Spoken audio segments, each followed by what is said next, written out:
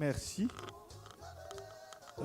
Mesdames et messieurs, qu'il me soit permis d'inviter Monsieur Janvier. Sound. Qu'il me soit permis d'inviter Monsieur Janvier pour la récapitulation dont il est question, nous aider à récapituler les activités d'hier, ce que nous avons vu, ce que nous avons fait, parce que ça constitue une grande partie de l'objectif de l'Assemblée, l'objectif escompté de l'Assemblée. Merci. Janvier, bienvenue. Thank you, Joseph, for this opportunity. Thank you. Good morning, everyone. For others, it was human and nature conflicting. Anyway, it is always man and biodiversity, which is MAB. You saw everything along the road, where people were suffering, and it was a pity to watch while in a general assembly as such about biodiversity, about AFRIMAB, about everybody's responsibility. Next. Do you also remember that we reached and enjoyed Gishwati Mukura National Park and Biosphere Reserve landscapes, offices, and Chief Park Warden's talk about his team, product and program, etc. Do you remember that we experienced a UNESCO support to Women for Bees project and honey at the processing center? Do you also remember that, which is very important, our chiefs of delegation provided a gift to communities, encouraging them to conserve the Biosphere Reserve, which is Gishwati Mukura Biosphere Reserve? Do you?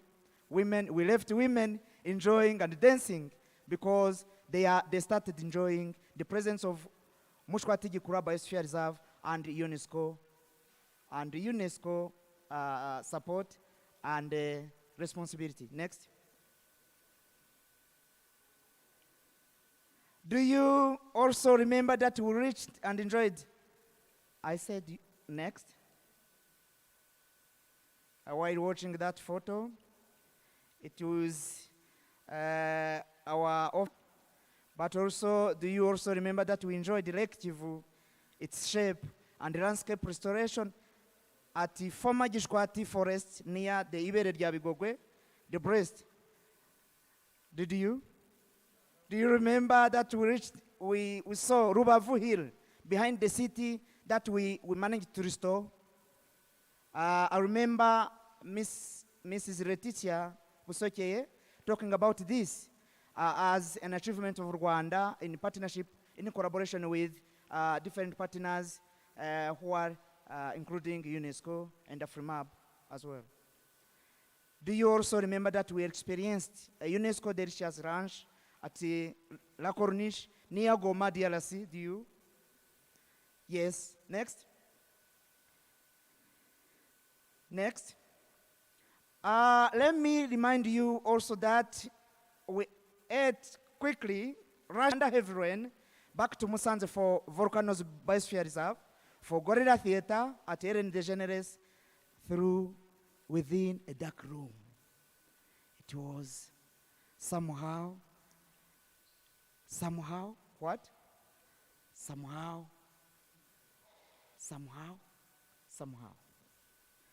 Do you remember? Let me also remind you that when it got dark, you felt not tired of showing the willingness to visit IDB Modo Village, a very special gift of His Excellency Paul Kagame, the President of Rwanda, for his people, and Volcanoes Biosphere Reserve headquarters, where for the first time, some heard about Kwitizina, which is the gorilla naming ceremony, with a special invitation to all of you, but especially the chair of MAB ICC and the new committee chair, and members. This is what. Thank you very much. Thank you very much. The next. Thank you, moderator. Let me join Noeline to congratulate Rwanda and to commend the package for the visit. I'm particularly impressed with the branding they are coming up with, particularly the awning. I just want them to learn from other models that has won one award or the other at MAB ICC, like Vetios, but I think they were initially concerned about what will the people that those houses were built for be doing.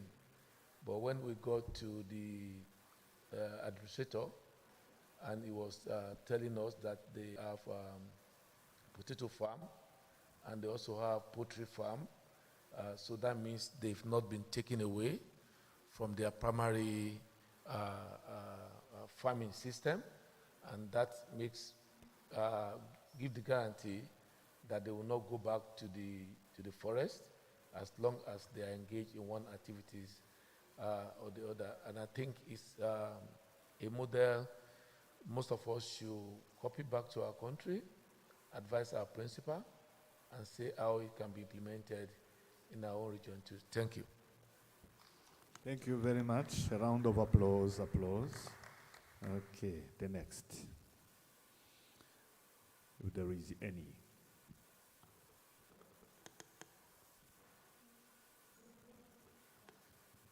Merci. Romanos. Okay, thank you. Good morning. And my observation yesterday, from the area of Rwanda we visited, I tend to think that Rwanda is still largely covered with land cover, green vegetation, compared to many countries. Many countries are struggling to bring back their vegetation or to maintain what they have. So from the part we visited, I commend Rwanda for that and encourage that we maintain this kind of vegetation cover, considering that we have population surges and so on, and anthropogenic activities. In relation to MAB activities, maintaining that land cover will contribute to the existence and maintenance of the existing MAB sites, and even assist in identification of new areas that can become MAB sites. So I commend that. Have it on the village model, which I also observed as something that is a take-home observation for me. So I don't have to repeat because Professor has talked about it. Thank you so much. Thank you very much. If the ground is not covered, then it would be naked. You're right. Thank you. Homers. Et toute la végétation, comme il a été souligné tout à l'heure, notamment les eucalyptus. Et ce que je regrettais, en fait, c'est de ne pas avoir les associations de femmes avec les alambics, donc pour les essences d'eucalyptus. Et ce que j'avais retenu et je trouvais extrêmement bien, c'est les écoles et toutes les infrastructures qui ont été construites autour du site et les 15% qui revenaient à la communauté locale. Donc nous allons essayer de dupliquer ça aussi, en tout cas de véhiculer tout ça au niveau de notre pays. Donc merci pour le partage d'expérience.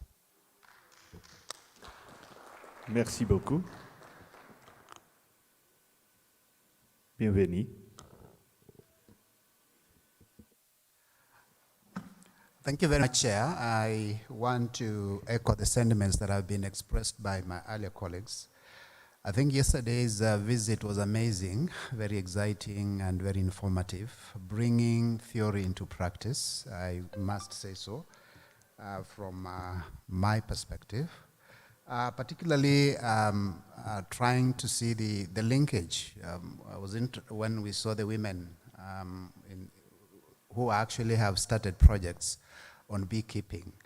it actually shows the benefits within which the communities can draw from the existence of a biosphere reserve. And finally, towards the end, I think the concept of the village and moving the people together and building infrastructure within a record time of 6 months, I think that was amazing. I thought this is something that possible to be able to address the community issues. And we saw there was a clear linkage between the village that has been moved out and conservation. Again, I want to commend Rwanda for that. I think you're taking lead, and we hope other African countries can be able to emulate some of these best practices that you have for the future of our continent. Thank you very much. Thank you very much, ladies and gentlemen. Whom else? Yes, welcome. Merci. Franchement, je suis émerveillé venant d'un pays sahélien, le paysage, les montagnes, et surtout la résilience de cette population, malgré ce relief qui est d'une manière ou d'une autre un peu défavorable, comment les gens arrivent à survivre. C'est franchement merveilleux. L'autre chose aussi, c'est cette volonté politique que j'ai trouvée vraiment très bonne de la part du président Paul Kagame par rapport à la relocalisation des populations, n'est-ce pas? Il est bien vrai que si vous voulez étendre une aire protégée, là, il va falloir trouver des mesures. Et c'était formidable de trouver des mesures exceptionnelles pour relocaliser ces populations. Et comme l'a dit le professeur Adepoju, c'est que même pas les habitations, mais aussi il ne les a pas déconnectés de leur activité agricole. Ce qu'ils faisaient avant, on leur a trouvé une alternative. C'est vraiment, c'est très excellent. Et l'autre chose qui m'a aussi émerveillé, c'est l'investissement dans le développement, dans la promotion de l'écotourisme dans ce pays-là. C'est un pays qui n'a pas de ressources minérales comme chez nous. On a le pétrole, on a l'uranium, l'or, mais ils ont capitalisé sur l'écotourisme, sur les valeurs exceptionnelles qu'ils ont ici, pour développer l'écotourisme et générer des devises. C'est vraiment exceptionnel. Merci beaucoup. Je suis vraiment émerveillé par cette visite. Merci. Merci beaucoup. C'est un encouragement important. Oui. Excursion, and I remember when we were driving through and we saw the landslides, and I said to myself, yo, this land is very hard. But I quickly learned that the people are harder. When I looked at how quick people were clearing the roads and how people were quickly responding to what was happening on the ground, and even the whole social aspect when you're driving around and seeing how people are living was very remarkable and awesome. To such an extent, it makes me feel like in South Africa we are very soft. But one of the other things that I noticed that is a recommendation is when we were driving around, I did not see any signs or board indicating that now you are entering into a biosphere reserve or you're exiting a biosphere reserve, especially when we're driving around. Avancer de l'avant. D'où qu'il n'est nous allons avancer de l'avant. Merci beaucoup. Permettez-moi qu'on continue avec la session suivante. Oui, on va continuer. Je remercie aussi toutes les personnes qui ont contribué. Ça nous édifie. Cela nous édifie. C'est très important. Monsieur Janvier, vous êtes ici, montez l'estrade. Parce que vous allez nous présider cette session qui suit. Je demanderai l'équipe technique et ICT de mettre ici sur l'écran le programme, l'agenda du jour. parce qu'on doit vraiment respecter le temps. Le respect du temps est vivement souhaité. Tous les participants vont nous aider à bien faire cela. L'agenda, qu'il soit placardé là-bas. Merci, merci. L'agenda. Dr. Sam, can you please come closer, come here to chair this session for Lazor? Thank you very much. I could see you very recently. Where are you? Sam. Okay, Mary is there to help around, which is good. Clap for her. She's courageous. But the agenda should be there so as to help all of us. You can even see it here. Okay, good. Thank you. I think our moderator also deserves a clap, kindly. Okay, good morning, everyone. I hope you all slept well. We had a long day yesterday, but it was an exciting day. Unfortunately, we didn't get to see some places due to, landslides.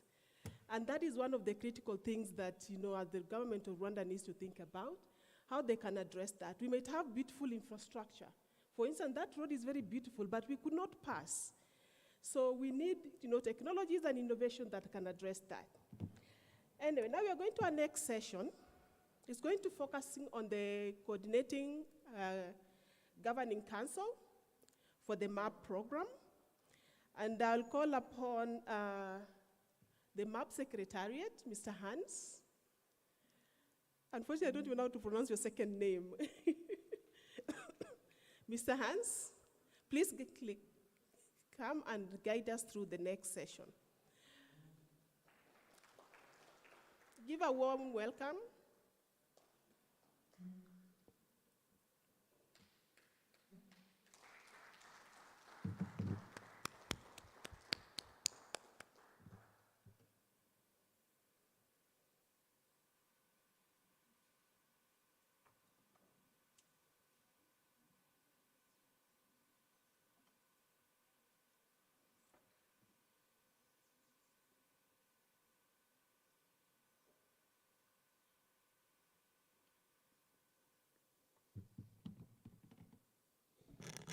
Good morning, everyone. Bonjour, tout le monde.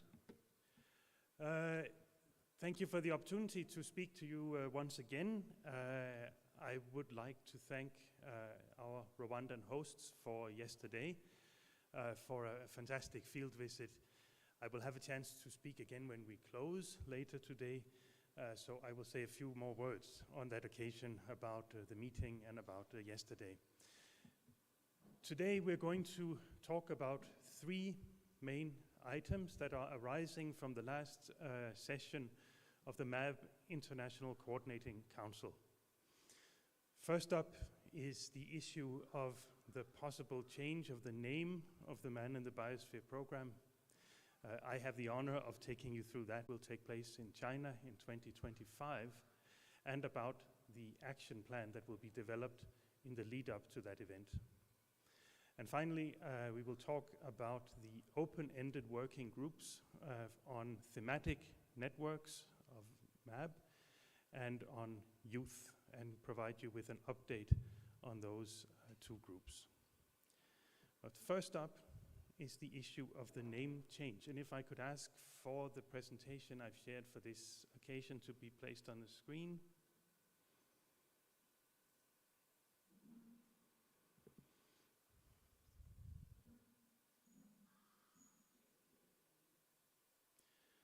So if you can go back to the first slide, thank you. It will be difficult for you to read this slide, but that's okay. I'm going to take you through it in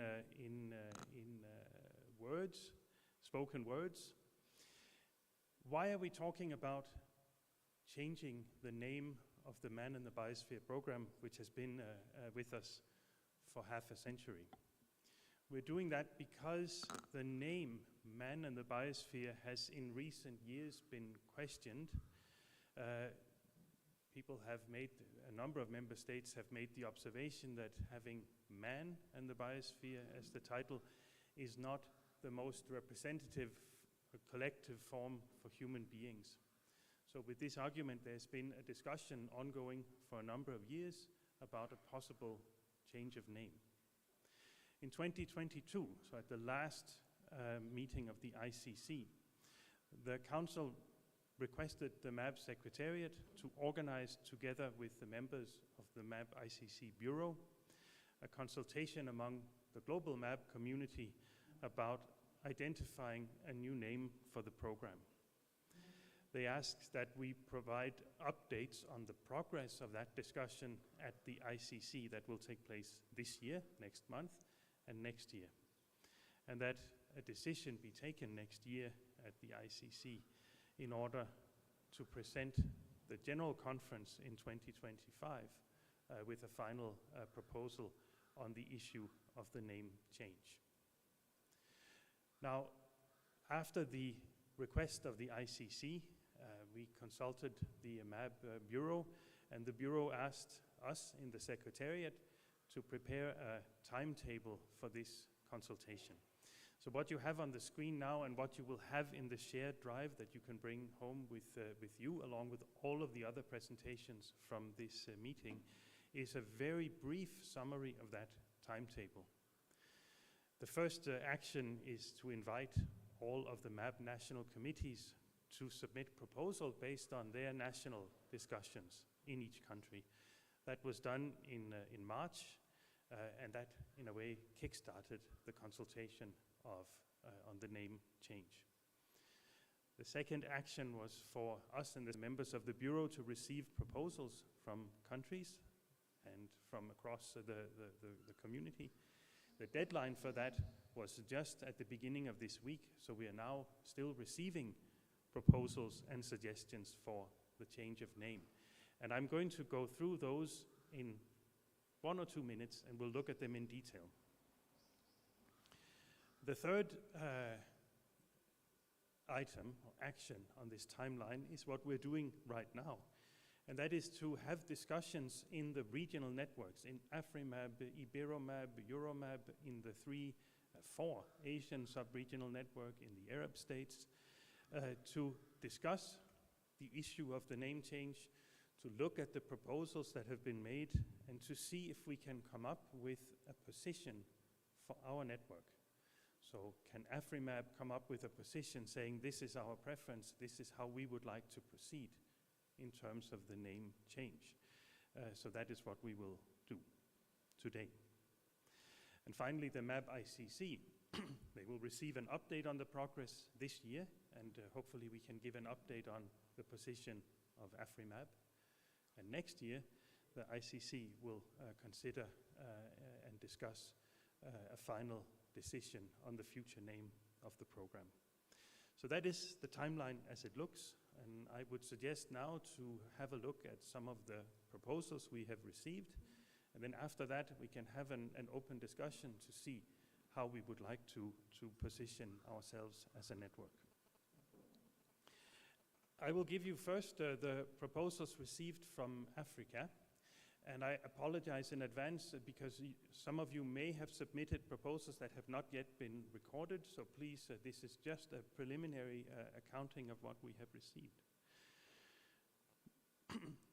Just by way of a general comment on what we have received from Africa, most of the countries who have responded to us have indicated that they prefer to retain the current name.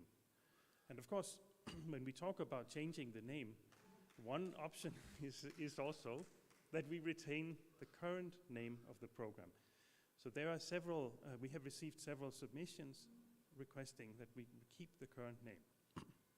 But importantly, there is also suggestions from some of those member states who say we prefer the current name, but if we must change, this is how we would propose that we change the name. So let's look very quickly at those. We have from Burkina Faso, we received a preference for retaining the current name, but suggested as a potential alternative, the écologie humaine et les écosystèmes complexes. So we have there a name in French on the human ecology and complex ecosystems. So it is an alternative name that captures this idea of connecting people and nature. From Cameroon, we had a preference for retaining the current name, but suggestions for a Biosphere Regions program, in French, Programme sur les régions de biosphère, or the UNESCO Biosphere program, le Programme Biosphère de l'UNESCO. So there are from Cameroon 2 suggestions, a preference for retaining the current name and 2 alternative suggestions. We have from Guinea, and here I have to just to make a caveat because this submission appears in English, and I'm not sure if this was in fact the wording submitted from Guinea. If not, we apologize and we will update. For mankind and the biosphere.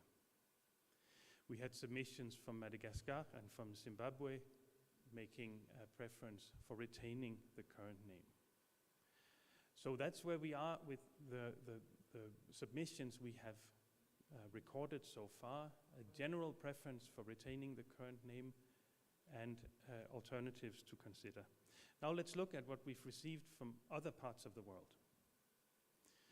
From the IberoMab network, and this is important because this is an example of, oh, I'm sorry. There we go. From the IberoMab network, and this is important because this is a position of a regional network, so the entire IberoMab network, which covers the Latin American, Caribbean countries, and biosphere reserve. So when we use the word protected area, using the traditional approach of conservation, if you can look at the difference between the traditional concepts of conservation and the MAB approach, there's a difference. So all the other districts, the Rufiji, Mafia, Kibiti, Kilwa are practically 4 districts, but the Mafia district has a marine park protected area using the traditional approach. So when they heard of the word Hifadhi, their mind went straight to the traditional mode of conservation that we are used to. So we had to use more strategic stakeholder consultations. In fact, we had to go ward by ward, village by village. Mafia has 10 wards, and you can imagine each ward having maybe around 5 villages, because the district commissioner, the regional commissioner insisted that the people must, and which is true, which is the approach that must be used. The people must understand the concept and consent to it before the endorsements can be given. So the only problem we got is because they thought that the conservation approach is the same as the traditional approach that has been there. So, and we could not have another way of putting it in Swahili. Therefore, a name change, of course, the conservation is the reserve is an approach, is towards conservation. That is known.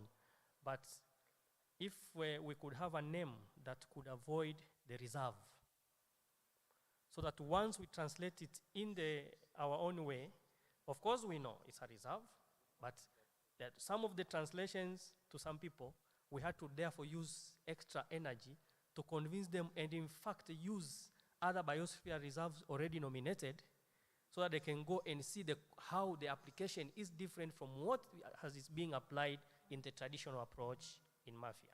So for us, we like the name. The current name has no problem, but on the ground, in some of our languages, it's quite difficult. We managed to get the people to understand after even taking them to other biosphere reserves to see what is happening, the pragmatism of the MAB concept.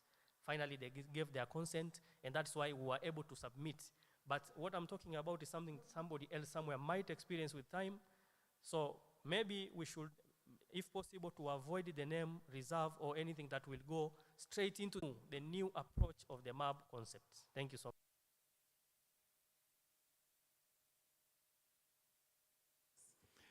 Thank you. I apologize for interrupting the discussion. I just want to respond to this specific issue from Tanzania, because what we will discuss today, I think, will be the issue of MAB, man in the biosphere. But I recognize the issue around the word reserve, and this is something which has also been raised by other member states, and we may have a future decision on this. For now, we're looking at man in the biosphere. What I would suggest in the case of the one you described is what has been done in a number of other countries, and that is in the name that conveys the meaning of the biosphere. I think Australia, they simply call their biosphere reserves biospheres. In Canada, they use biosphere regions. In Japan, the local translated concept is eco-parks. All of these names, they are still biosphere reserves in core and in spirit, but in the local language, a phrase is used that best conveys the spirit of the program. So that is maybe a way to work with this particular issue. So I wanted just to mention that there are solutions to that problem, and we can put you in touch with some of the countries that have gone through that discussion, and you can see how they have addressed it. So it's something to maybe consider. Nolene, I don't know if you want to add anything to that. Okay, so we can discuss afterwards and maybe make some suggestions. Thank you, Okay, Chair. thank you very much. Actually, you have given us a very nice participatory process when we encounter a situation like what you have, of taking the community, discussing with them, engaging with them, to get to understand what is it that they, what are the biospheres? What does a reserve mean in their local language? And by taking them from one region to another to learn what is happening in the other areas, that is an excellent approach that other biospheres can borrow from. Merci. Je me réjouis que le processus de changement de nom arrive à son terme parce que c'est des discussions qui se tiennent depuis très longtemps. Et je voudrais dire que mon opinion, c'est que quelle que soit la décision qui sera prise, qu'on ne change pas l'acronyme. C'est-à-dire qu'on garde l'acronyme MAB de la délégation ivoirienne. On en a beaucoup discuté. Et une idée qui avait surgi, ça a été repris tout à l'heure par Hans, c'était de parler de la biosphère. L'humanité en anglais, je suis francophone, hein, mais je crois que c'est mankind and biosphere. Ça permettrait de garder l'acronyme MAB. Ce qui m'avait un peu gêné, et je l'ai dit aux collègues ivoiriens, ce qui m'avait un peu gêné, c'est que la biosphère, c'est un peu, en définition, la partie de la planète où la vie est possible en permanence et qui recouvre une partie de l'atmosphère, une partie de la lithosphère et une partie de l'hydrosphère et qui inclut en réalité l'humanité. Donc l'humanité est déjà inclue quand vous parlez de biosphère. Donc revenir dire humanité et biosphère, c'est ça qui me gêne un peu, mais je trouve que c'est une solution pour régler le problème de parler de mankind and biosphere. Je vous remercie.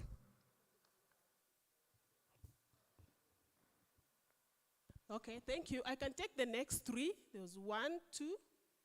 But this is my home, and I think we must speak. And I want to thank Noeline for the role she has played to get us to where we are now, because it was odd when we discussed this issue last year at MAB ICC. It was a very hot debate, almost become a hot argument between Sudan and France. One thing we've all agreed is, one, the acronym is going to be maintained because that's our identity and we cannot toy with our identity. Number two is I was excited to see African response to it, that we retain our old name because the name is over 50 years old, and you're going to have issue when you change your name. People will still be calling you by your old name, and you're going to be causing a lot of confusion. Hans has responded to the issue of reserve because it depends on how you want to handle the word reserve. But to us, it's still reserve because we're talking about the core. It's still BIOSPHERE. And it's still called CBD. They give explanation of why they call it CBD. I mean, biodiversity. Our own explanation is why we call it BIOSPHERE. So everybody's talking about almost the same thing. But if African wants to be united, let's agree today to one name, and collectively we present it and say we're retaining. If there's need for further explanation in the text as to what man means, it can be mankind, it can be whatever, but our advice and encourage that Africa maintain one front, and it's better agreed upon today. Thank you.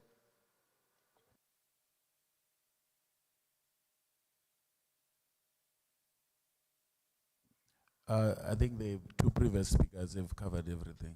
I'm fine. That's what I wanted to say, the mankind issue.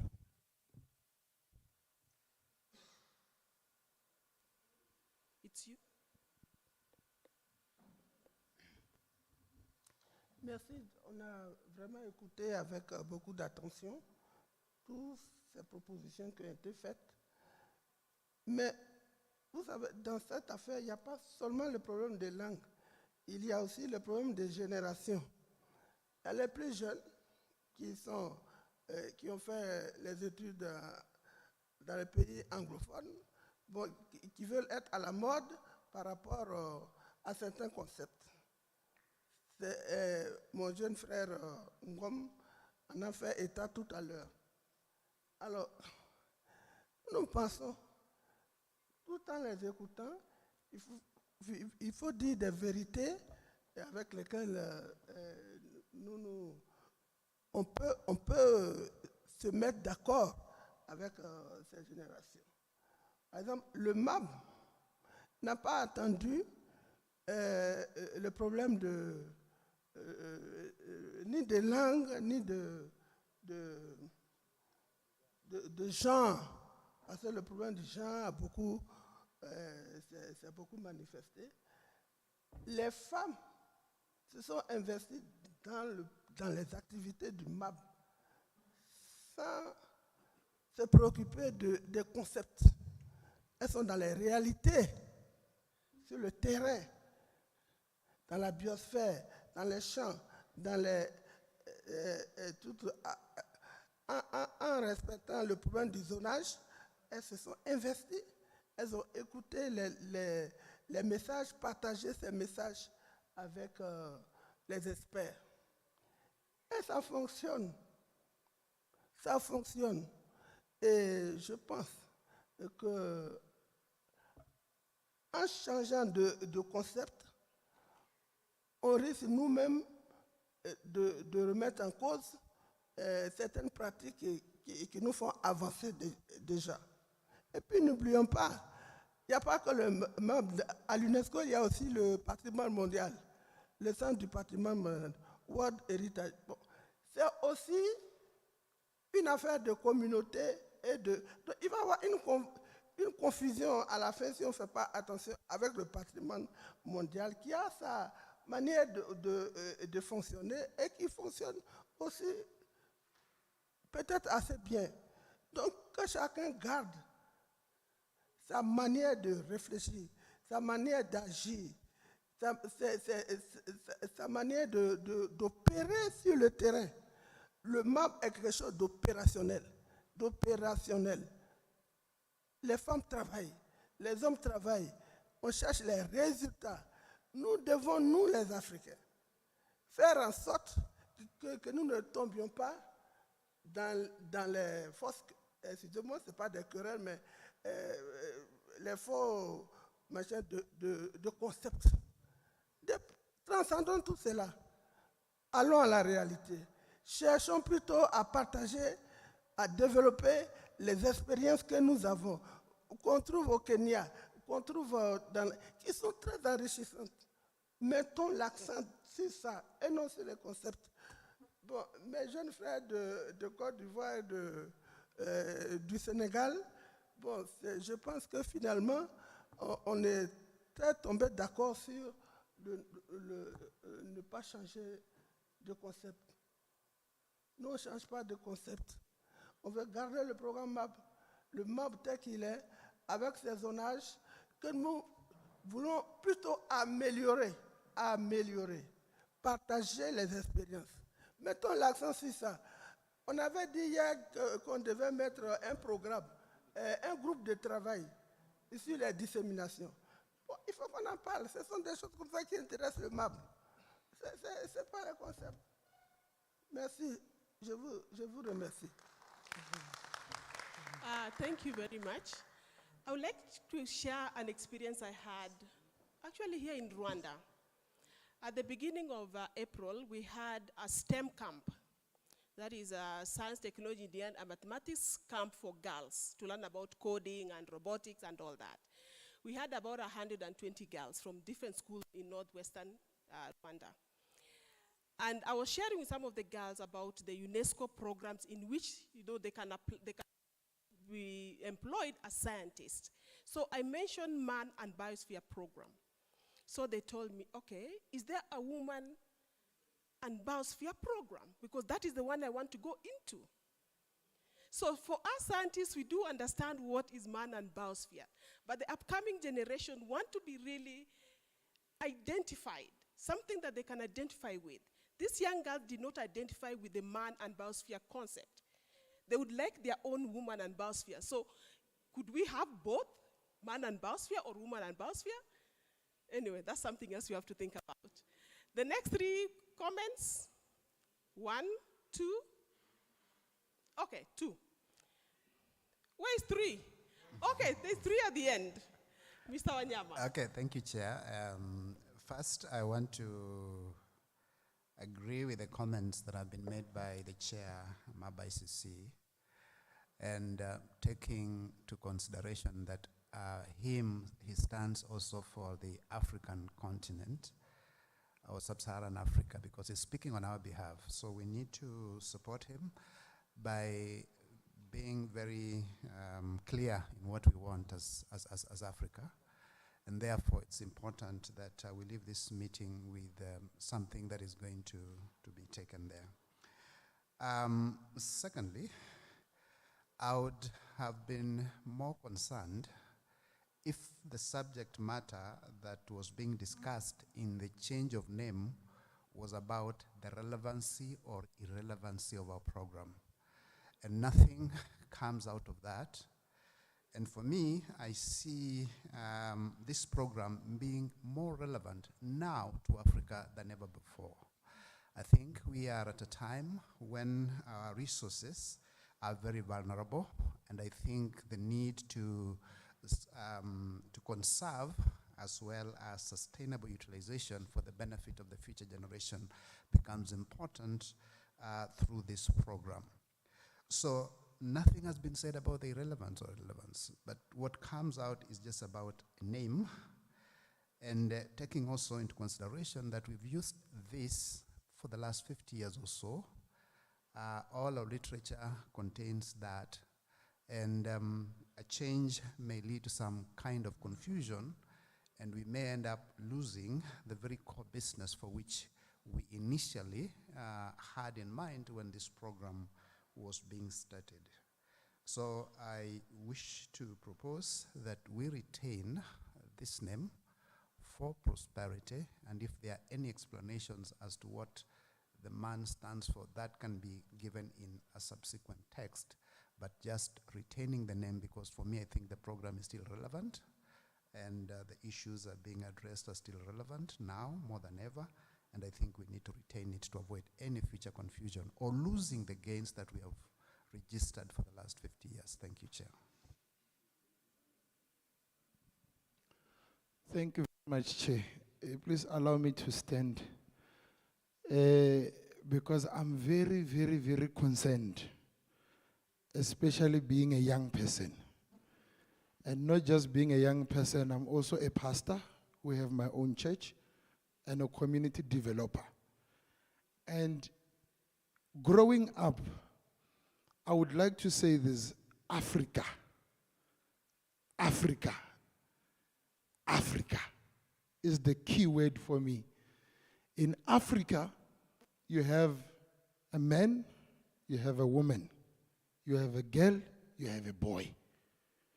Now we get these international concepts where if you fill in a form, you can say man, woman, other, or prefer not to say. And then these other two are now concepts that are being brought to our generation. To say that you have a choice of saying that I'm not a man, I can call myself a woman if I want. I'm scared that this is really bringing confusion into the next generation, because I've been hearing a lot of comments saying that for the next generation, for the next generation. And when Mr. Hans was talking, he said, I think today here we're getting the African feel. And I'm submitting that let's stick to our African roots. Let's stick to our African definition. And yes, we understand what the other world might have, but let's stick to what truly represents Africa. And last comment I want to say is, my submission is, yes, I concur with the other presenters that we stick to men and biosphere, because when we teach it in our local communities, for example, the girls that we're asking you, it's not about men as gender, but it is about humanity. You can explain that. Let's stop I've been a victim of this gender thing where I keep on saying to our country, you have many programs on gender capacity and all this, and you're training these girls to become great leaders and great warriors and all these things. But have you taught the men on how to treat these ladies once they are capacitated and they are warriors and they are queen? You create a queen, but you do not teach the men on how to treat the queen, to make sure she's a queen. So the gender becomes too long, and you are dividing ourselves. So I'm humbly asking that let Africa remain Africa. Thank you.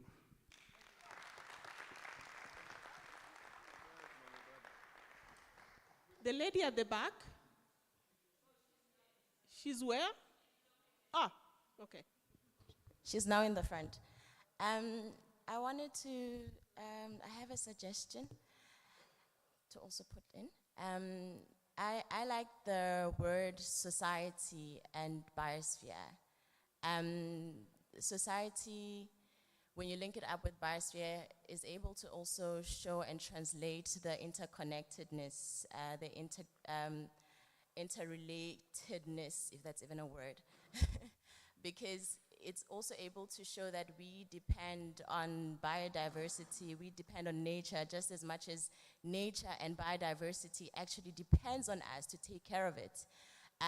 So I feel as if society is a nice word, which not only just shows just a man or an individual, but different people within a small community, bigger communities, a global community that are taking care of all these important spaces, and these spaces actually taking care of them. Thank you. Thank you. Again. Okay. We need to break for tea and at least give. Okay, just two more. No, you have spoken. Yeah, 1, 2, 3, and we close. Oh, and then Hans will give an overview. So. Ça marche? Ok. Bonjour à tous, à toutes. Pour le féministe que je prétends être, je dirais que ce débat m'intrigue sur différents points en fait. C'est comme dans les Hyènes, un serpent de mer qui revient chaque fois. Et maintenant, je me dis, qu'est-ce qu'on va décider? C'est vrai que j'ai eu une discussion assez intéressante avec le professeur Ngom sur la question. Et là, après sa clarification relative à la biosphère, je suis encore un peu plus intrigué, un peu plus bouleversé. Maintenant, qu'est-ce qu'on fait? Il y a 2 ou 3 jours de cela, on a baptisé Mme Loéline Raonda Mama Afrimab et l'autre Mama Africa. Je me dis que MAB est devenu comme un label en fait, une sorte de label. Et au moment où Mme Noéline part à la retraite et Mme Africa vont à la retraite, changer de nom, c'est comme si on poussait maman Afrima à la porte et également avec son bébé aussi à la porte pour essayer de... Voilà. Donc du coup, je serais pour cette volonté, comme le disait le grand frère et en même temps mon beau-frère Ngom, de garder l'acronyme MAB. Maintenant, quels sont maintenant, voilà, MAB, Mankind. Moi, dans ma langue en bambara, peut-être Darwin le dira, on dit Ma pour dire l'homme, et puis aussi dans d'autres langues, c'est Moro. Donc, ces concepts-là rentrent, donc il n'y a vraiment pas de difficulté. Mais bon, je dirais, pour suivre ce que dirait le professeur Olatunde Adepoju, que l'Afrique doit avoir la même voix, une seule voix, et ne pas être divisée sur la question. Je vous remercie.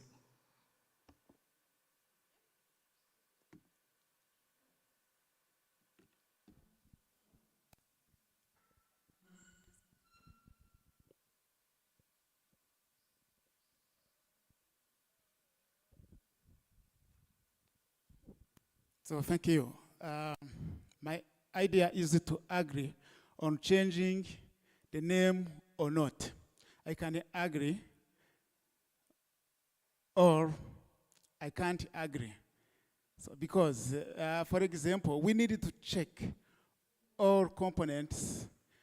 We need to change our mind, I think, or to think big before changing the name. Maybe we can change it just now, but we still have some components to check. For example, one example, on the first day, we elected the members of coordination committee for AfriMAB. I have seen like 8 men, but no woman.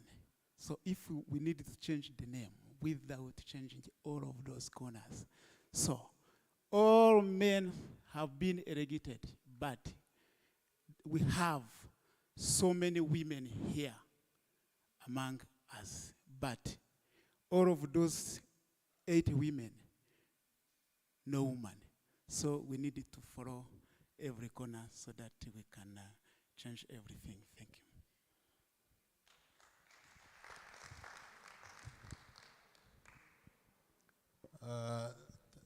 Thank you, everyone. I appreciate that all the intervention, at least, lead to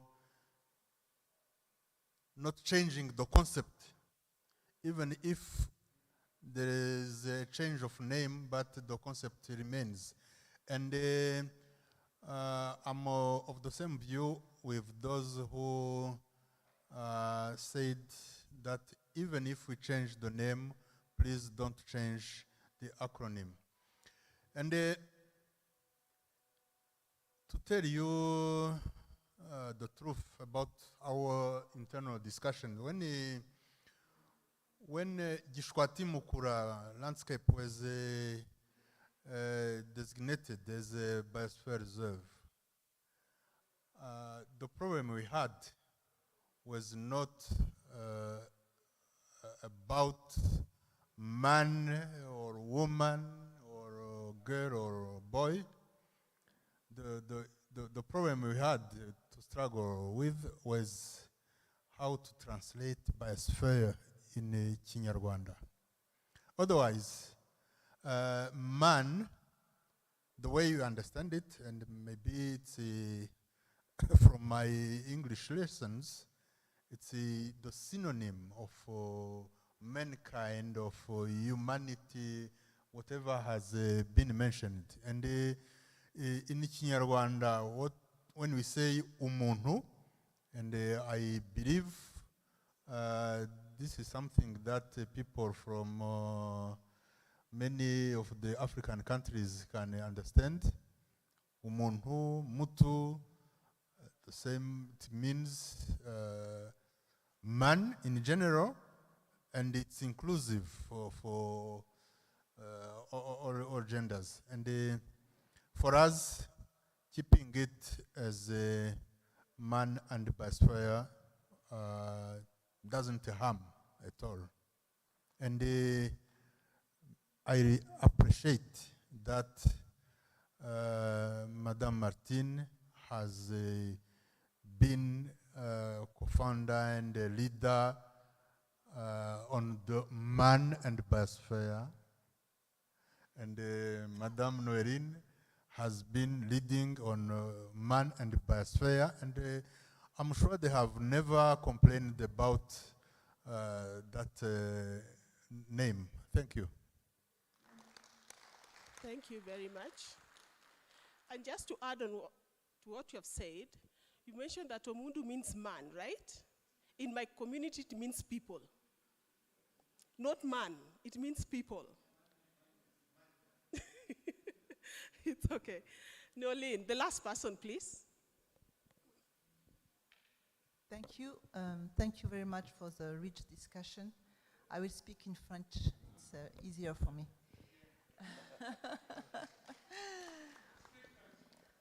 Donc, je ne veux pas me mettre dans la discussion parce que je ne peux pas en tant que secrétaire du programme MAB. Juste peut-être vous donner quelques indications pour permettre au groupe de la région africaine de continuer à participer à la discussion. Parce que c'est une discussion qui est en train de se faire. Elle ne sera pas finalisée ce mois de juin. Donc, ne vous fermez pas les possibilités. Ça, c'est déjà un point.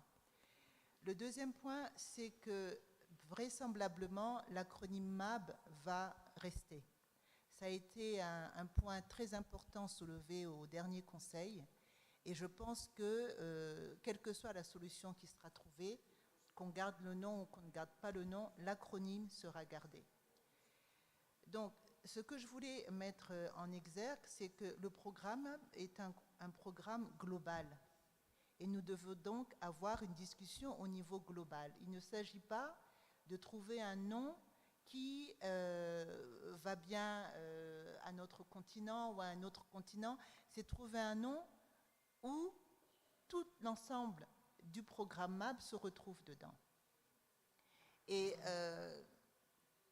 Hans nous a déjà partagé les propositions de la région Amérique latine et Caraïbes. Je ne sais pas, Hans, si tu peux les remettre au niveau du... Parce que voilà comment la discussion va se passer, en fait. Hein. On a demandé à chaque région de proposer 3 noms. Ces noms seront proposés à l'ensemble du Conseil, qui est donc au niveau global, et le Conseil va regarder ces noms et choisir un nom qui leur plaît ou peut-être avoir un autre round de discussion. Le point culminant de cette discussion doit être la conférence générale de 2025. Donc la discussion doit être finalisée en 2025. Ça, c'est le timeline que le Conseil s'est donné. J'entends très bien ici que, et c'est vrai, pour la plupart, ce n'est pas seulement pour nos langues, hein, la plupart des langues qu'il y a dans le monde, il y a un mot qui est inclusif et qui comprend à la fois le genre masculin et le genre féminin. Dans la plupart des langues, dans notre langue avec Julie, dans la langue, il y a ce mot. Mais le programme est un programme global, il faut qu'on trouve un consensus pour qu'au niveau global, tout soit bien compris. Donc, ce que moi, je préconiserais, c'est qu'effectivement, j'entends bien que l'Afrique souhaite garder le nom du programme tel qu'il est. Mais pour vous permettre de continuer à participer à la discussion et surtout pour permettre à vos délégués dans le Conseil du MAB de participer à la discussion, je vous proposerai de donner bien sûr une argumentation sur le pourquoi vous voulez garder le programme MAB, mais au cas où, au cours des discussions, cette option n'est pas retenue, au moins l'Afrique vient avec d'autres propositions qui pourront mettre sur la table. Parce qu'autrement, vous allez être coupé très tôt de la discussion si vous ne venez pas avec d'autres propositions. Donc moi, ce que je préconiserais, c'est qu'on ait un groupe de travail avant qu'on parte qui donne une argumentation très construite sur le fait qu'on veut maintenir le nom du programme tel qu'il est, mais que si les discussions vont dans un sens où il faut changer, voici les 3 propositions au niveau de la région Afrique. Moi, je pense que c'est la meilleure stratégie pour donner votre position actuelle, mais également laisser la porte ouverte pour que vos délégués au Conseil puissent continuer à faire des propositions et puissent continuer à participer à la discussion. Merci. Thank you, Ms. Lynn. Okay, Hans. Yeah, thank you very much, everyone. Thank you, Nolin. I don't know if I can do much more by way of wrapping up, but I think we should try to close the discussion. Yes, Chair. I think before you round up on this issue, Nolin just make a vital submission, which I wouldn't know how we want to go about it. If it's to have even if it's 3-man or 5-man working group. So I think this is the appropriate time to do nomination for those one. If we agree with Noeline, before you round up, so that we know that these 5 people will pick the chair, the rapporteur, and they will start working with timeline to let us know how they are progressing on the discussion on 2-3 suggested other names, apart from retaining the name, which is our first option. So I think this is the appropriate time to constitute that working group so that they can start working. Thank you. Thank you very much, Chair. Absolutely. I will get to this. I wanted maybe just to reiterate the closing point of the discussion as it stands now. We've heard a number of arguments. We've heard reasons for changing or not changing the name. I feel that the consensus at the moment is towards, as Nolin and as Professor Podju has said, that the current name of the program be retained. We have also discussed the acronym. There is a clear preference for the acronym to be retained. We have heard the examples from other regions. We've heard the example from Iberomab of humanity in the biosphere. We have had several written submissions from Africa that would consider that as an alternative. As Noeline said, the first position may be to retain the current name, but what are the alternative ways of engaging in the discussion for Africa? So having a discussion around options like humanity in the biosphere would be the best way to go. With that, for a working group to be established here, it would need to have a fairly short working time. So we would need a quick feedback to the group if we are to reflect this in the discussions at the ICC. I don't know if I may ask for volunteers to participate in the working group. We have our chair.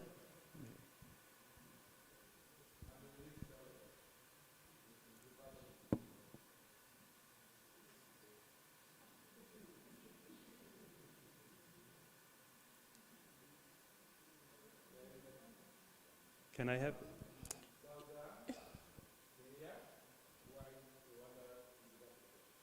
Sorry. Put your microphone on, please. Kenya, then Rwanda can be the rapporteur. Kenya, Rwanda, and? Senegal, Kenya, then Rwanda can be rapporteur. And those are only men. Yeah. I didn't mention name. Yeah. Yes, I mentioned just countries. look at this man, that man, and this man. I mentioned countries. Yeah. Who are represented by men? I'm afraid about that. And a young person too should be included. Women, then young people too. Okay. So maybe Cote d'Ivoire and South Africa can join also.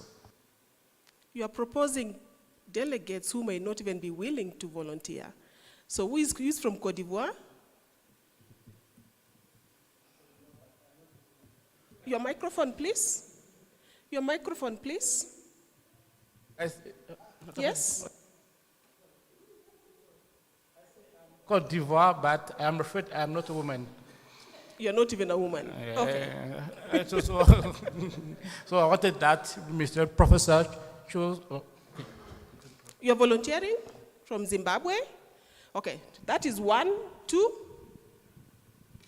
Who else would like to volunteer?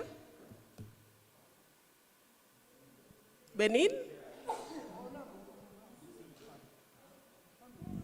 Put your microphone on, please. Women. Senegal. Senegal. You're from Senegal?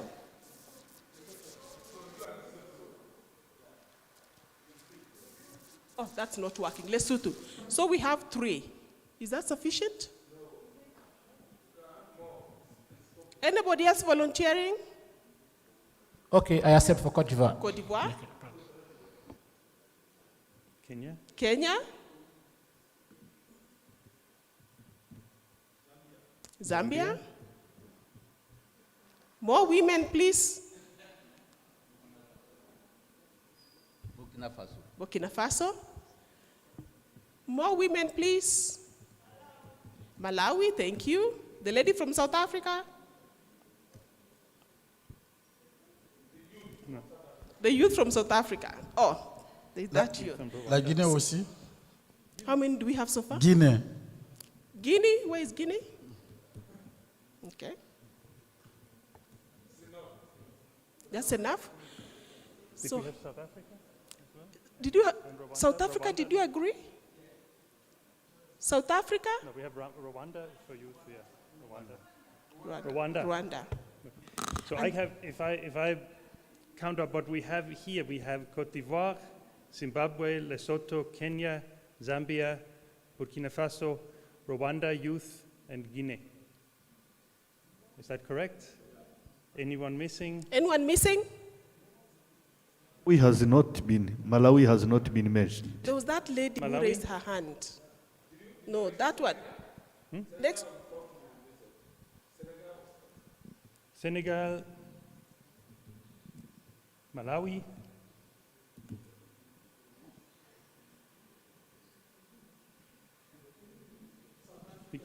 youth. South Africa.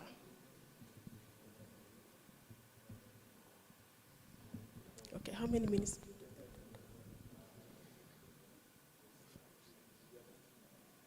We have now 11.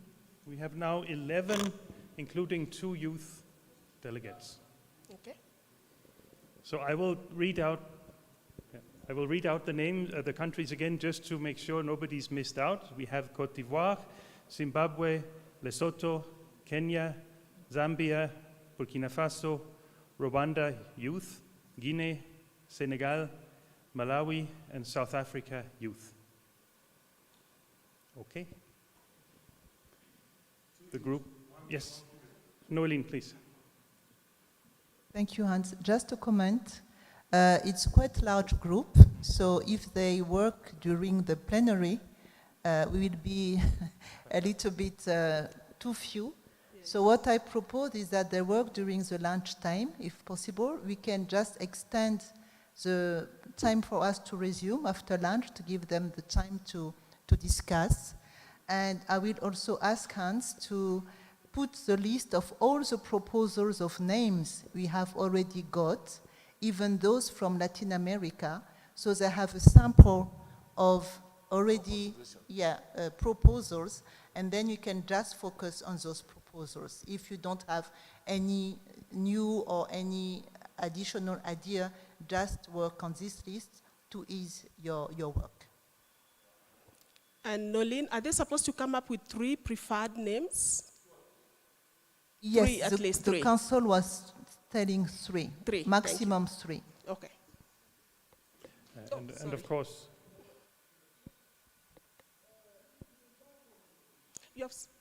nous avons l'accent sur en interpellant de façon particulière la jeunesse. Et nous avons la chance en Afrique d'avoir une ressource humaine de 4. Moi, je pense que à travers l'ouverture que Noline a donnée pour que les discussions continuent, ça correspond aussi à l'engagement de la pour en tenir compte. Mais n'oublions pas une chose. Le MAB s'est distingué par sa méthodologie. Par sa méthodologie exceptionnelle qui a donné une voix qui a été adoptée après nous avoir critiqué pendant longtemps. Beaucoup d'institutions ont trouvé que le zonage, la méthode du MAC était, je ne dirais pas la meilleure, mais l'une des meilleures. Et tout le monde a commencé à pratiquer le zonage. Ce zonage-là, il évolue. Donc, je voulais qu'on attire l'attention des jeunes sur cette méthode-là pour l'améliorer. Vous savez, l'espace dans lequel l'homme vit n'est pas homogène. Le MAM l'a compris il y a longtemps. C'est pour ça que ce zonage-là s'est imposé. Aujourd'hui, il s'agit de savoir, aujourd'hui à demain, qu'est-ce que dans l'aire centrale, on peut faire comme innovation, en tenant compte des jeunes, des femmes, en tout cas de tous les acteurs. Que l'amélioration aujourd'hui, là, les nouvelles technologies peuvent nous permettre d'agir pour améliorer. En tenant compte de l'aire centrale, en tenant compte de la zone de transition et bien sûr pardon, les deux. Oui, comment? Voilà, merci. En tenant compte des trois zones, je vous en prie, l'avenir du MAB dépend de cela. Je ne veux pas, je ne souhaite pas que les jeunes perdent le temps avec l'ouverture, les responsabilisations. On perd le temps dans les concepts. Quel concept peut aller, quel concept. Les femmes sont d'accord. Les hommes aussi sont d'accord. D'ailleurs, sans les hommes, là, nous, les femmes, on ne peut plus rien faire. Donc, on est ensemble. Applaudissez. Sans les hommes, les femmes ne peuvent rien faire. Et puis, vous n'applaudissez pas ça, vous, les hommes. Pour une fois, bon, bien sûr, nous acceptons. Voilà. Donc, ce mariage, ce n'est pas seulement le mariage sur le papier, c'est sur le terrain aussi. Nous avons accepté. Donc, je vous en prie, allons-y dans le concret. Les jeunes gens, soyons concrets. Le MAP, c'est du concret. Ce n'est pas de... Vous avez compris? Votre responsabilisation. Merci.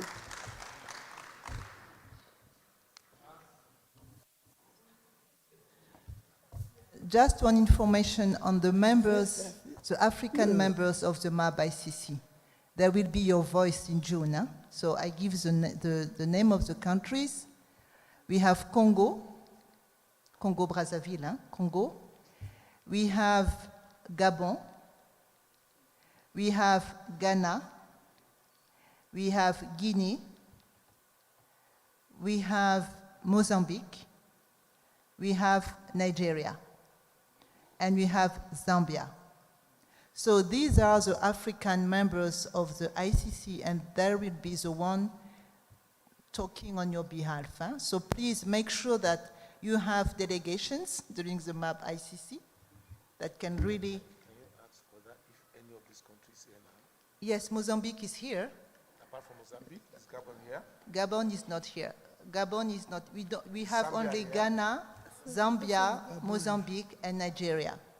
So I would like Mozambique to join the discussion group also. You are part So of the group? Mozambique not. Zambia, yes. Mozambique will join. Mozambique will join. Zambia is already there. We don't have any representative from Congo, nor from Gabon, but we have from Ghana. So Ghana can join. Ghana should join. And please make sure that, and Guinea of course, make sure that you provide a thorough argumentation on the fact that you want to keep the MAN and the BIOSPHERE program. So your delegates can really follow up on that. Yeah, to support your delegates. Thank you. Thank you very much, Nolin. Thank you very much, everyone. So we have now 2 additional countries added to the working group. That is Mozambique and Ghana. We will send around to all of you. I think we can use the WhatsApp group. Just to remind you of the names of the countries, please organize your discussions over lunch. And then we will have an opportunity for you to report back to us after lunch. So what we are looking for, what the network is looking for, is your arguments for why you wish to retain the current name, as well as your suggestions for alternative names in the event that a name change is decided upon. So that AFRIMAB is then ready, both with its priority position, but also with alternatives. So that is the mandate of the group. And we will send around a document containing all of the proposals received so far for inspiration as well. So you will have the opportunity to have a look at what has been suggested so far. I think with that, Chair, I will close my presence on stage and leave the floor to you again. Thank you everyone for that enriching discussions we've had this morning. And thanks to the volunteers who are going to work through lunch to at least get us 3 names for our AFRIMAB. Whether we'll retain the name that we'll be having or we are going to propose new names, but at least we'll have 3 out of the meeting this afternoon. So we are behind by 20 minutes. So can we have coffee for 20 minutes, please? So we come back at 20 to midday. You're right, Mary. Yeah, 20 to midday, kindly. Thank you. Okay, we can stand up and anyway, clap for Hans and Mary for having chaired well this session. We'll be back very soon. You can now go and enjoy your coffee, enjoy your break. After the 20 minutes or 15, we can be back. Remember to discuss over that coffee break. Discuss about these important issues that need addressing over that coffee break. Thank you very much for everyone, for everything.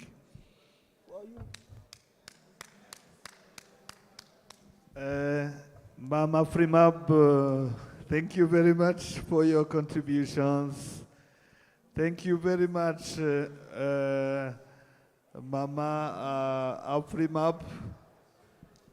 At international level, I see it's good contributions. Your leadership is here guiding us, which is very important. And very soon, the follow-up, try to speed that up so as to get back in this room. When we will come back, SCG also will have to tell us something that is not going to be something that is going to be part of our agenda. So it will be just information, a kind of information. Voilà, c'est la pause café. Et pendant cette pause café, je vous conseille de discuter de beaucoup de choses pour aboutir à quelque chose d'important, de constructif, de palpable. Il faut disséminer, il faut relever les pratiques, partager aussi les pratiques qui sont importantes sur ce continent. Le continent que nous aimons beaucoup, notre belle Afrique. Merci beaucoup, merci. Tout le monde est là, est parti. C'est la récréation. On devient ce que l'on mange. Il faut avoir cette énergie nécessaire pour faire tout cela que nous devons faire, nous sommes appelés à faire. Voilà, c'est bien. Il y a ceux qui amènent le thé, le café ici, c'est bien. DJ, la musique, la mélodie africaine. My Motherland. Cherche Yvonne Chaka Chaka. My Motherland. Ça a été constructif la fois passée pendant la soirée, vous vous rappelez? My Motherland can be enjoyed here while taking that coffee. Thank you.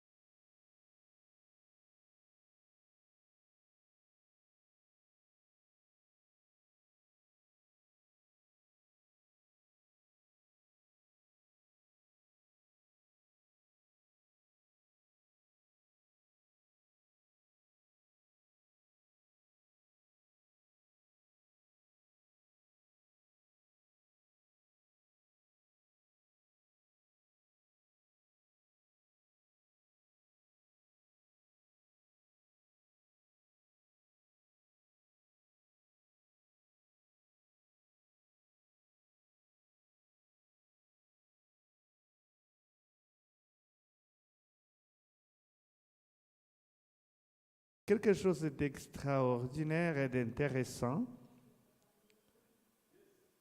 Voilà, SG accepte sous sa permission. Merci.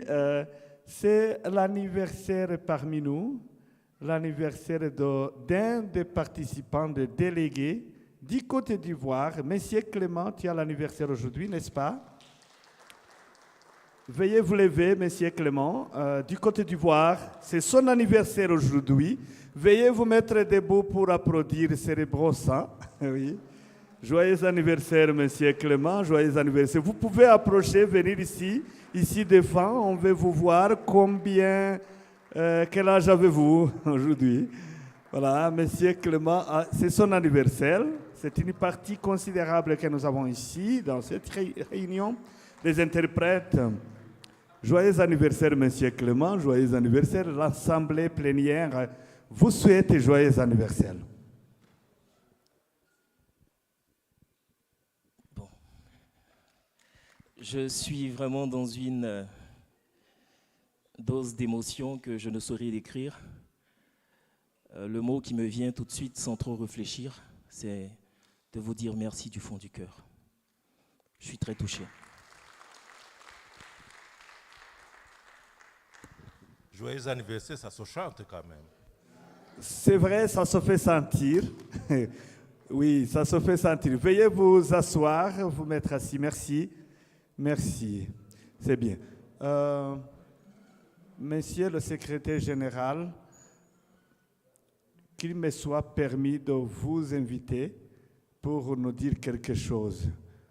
Merci.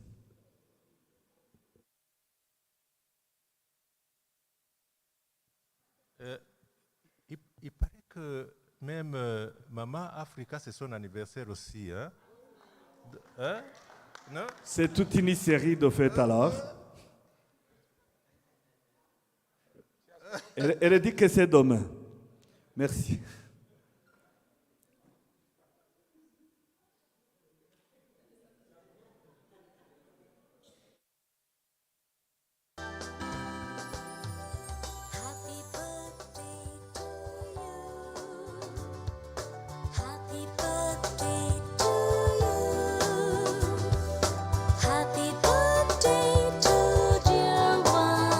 Monsieur Clément, approche.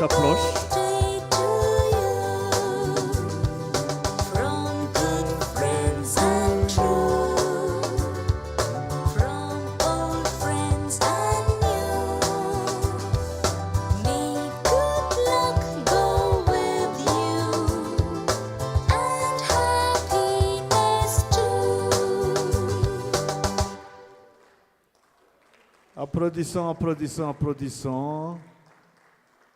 La vie est ponctuée de toutes ces joies.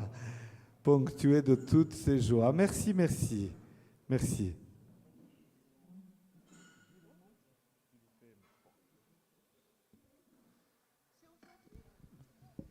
Merci encore. Je voudrais profiter, au nom de la délégation ivoirienne, par la voix de Maman Africa, renouveler notre engagement au profit du MAB. Je vous remercie.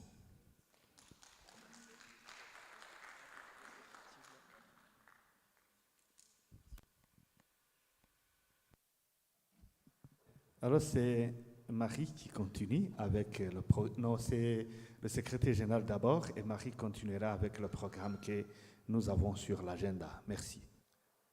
Thank you very much, moderator. If you allow me, I would like to, before we kick off, just to recognize Madame Letitia, who is, yes, the chair of our national committee here in Rwanda. It is something which is not on the agenda, but she has some few words to say and kind of observations or remarks. Please, Letitia, can you take? Thank you, Secretary General, for giving me the floor. It's a bit a surprise, but thank you to recognize my participation to the MAP committee Rwanda. It has been a journey really, and I'm really happy to see that today we are hosting the AfriMAB in Rwanda. I think it's a big achievement. I want to take just this opportunity to share, as we were talking about sharing best practices in our countries in terms of environmental conservation and also ecosystem restoration, the health of ecosystems. You've been on the field and you've seen the challenges that Rwanda is facing. Rwanda is doing its best really to use sustainably its ecosystem. You know that we are a very populated country. We are a hilly country. We have also so much rain, and this is why maybe disasters are happening. But I think disaster could be even worse if you have not impact on environmental conservation and ecosystem restoration. I think we've been able to contain or to reduce the disasters by the commitment of the government to ecosystem restoration, to environmental conservation. So one of the experiences or best practices I wanted to share with you, is that Rwanda has also been involved in reducing pollution. As you know, since 2006, we began a journey to ban plastic bags, plastic carrier bags. You know, the orange, red, white, green carrier bags. Really, it was polluting our country, and it was a big, big challenge because, you know, all the impact of carrier bags in the environment. Infiltration of water was reduced. Our cows were eating that, they were, you know, they were dying, and it was a very hard, journey to ban the carrier plastic bags. And I think wherever you have been in Rwanda, you cannot see these kind of plastics anymore. But as I say, it is 17 years of this journey. But we can't stop to inspect, to follow up, and to find alternative solutions. That is why we have paper bags, we have other carrier bags in textile, etc. So banning plastic bags gave also opportunity for companies, manufacturers to find alternative solutions. This is job creation, this is contribution to our economy. So we went ahead and we say, okay, we've banned plastic use carrier bags, but we need to go further and banning single-use plastics. The law is there. The journey is also hard because, you see, we still have them here, but we have begun with banishing also the use of single plastic bags. This is why you see me, I'm not using this anymore. I have always an alternative bottle, and this is why the National Commission for UNESCO gave you alternative bottles in your bags. So please, I would love to see anyone who has the bottle here, take the bottle, put the water in the bottle, and then begin to use that instead of these polluting plastic bags. So this is another journey. We have begun with all our meetings in the environment sector. We are bringing even other sectors. It's not easy, but it's raising awareness constantly. We have really to follow up, because it's not one single day you can banish that and stop the use of that. So it's a journey. So I wish you all to use your alternative bottles for any use. It's a multi-use bottle. You can bring it easily. And this is why in our all meetings we try to give the participants alternative bottles. So I thank you very much. I wanted to share this experience and journey that we are implementing in Rwanda. And we hope that in few years, when you come back, you will never see any single-use plastic bottle. Thank you so much. Vous voulez une traduction en français? Tout le monde a compris. Thank you. Okay. Thank you for those kind remarks. Indeed, we do need to use those bottles because plastic is actually, damaging the environment and the marine life as well. So if you use the kind of bottle she has mentioned, and I think everybody was able to get one in their bags that they were given. So wherever you go, always ensure that you carry one with you. So we are continuing with the next session, still with the MAB Secretariat, and I would like to kindly request Nolene to come on board. We'll have two sessions, one with Nolene, another session with the Hans just before lunch. So for now, Nolene will take us through the process, the planning process they have had for the 5th World Congress of Biosphere Reserve that will be held in China in 2025. And I hope all of us will be able to travel and be still alive and travel to China. And I hope then by then we'll even have agreed on the name for the biosphere as well. Will it still be MAB or society and biosphere, or is it humanity and biosphere, or is it mankind and biosphere? We don't know. But whatever it will be, we are going to be having the 5th World Conference in China in 2025. Thank you. Clap, clap, clap for her. Thank you. Good. Thank you. Thank you, Mary. Good morning, everyone. It will be a short session, just some background. The MAP program was launched in 1971, and the stakeholders of the MAP program used to gather together every 10 years. So in 1984, we had the first Congress of Biosphere Reserve in Minsk in the past URSS. And then we had a World Congress in Sevilla in 1995, where we adopted the Seville strategy and the criteria of the World Network of Biosphere Reserve. Then we had another Congress in Madrid. It was in 2013, sorry. And then we had, it was in 28. Yeah, Madrid was in 28. Then we had the last one in Lima in 2016.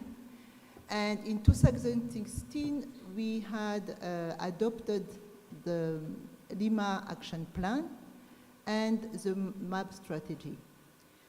The Lima Action Plan is coming to an end in 2025, so we have to prepare the next World Congress that will also adopt the new action plan. So China offered to host the 5th World Network of Biosphere Reserve in the country in 2025, and it will be in September.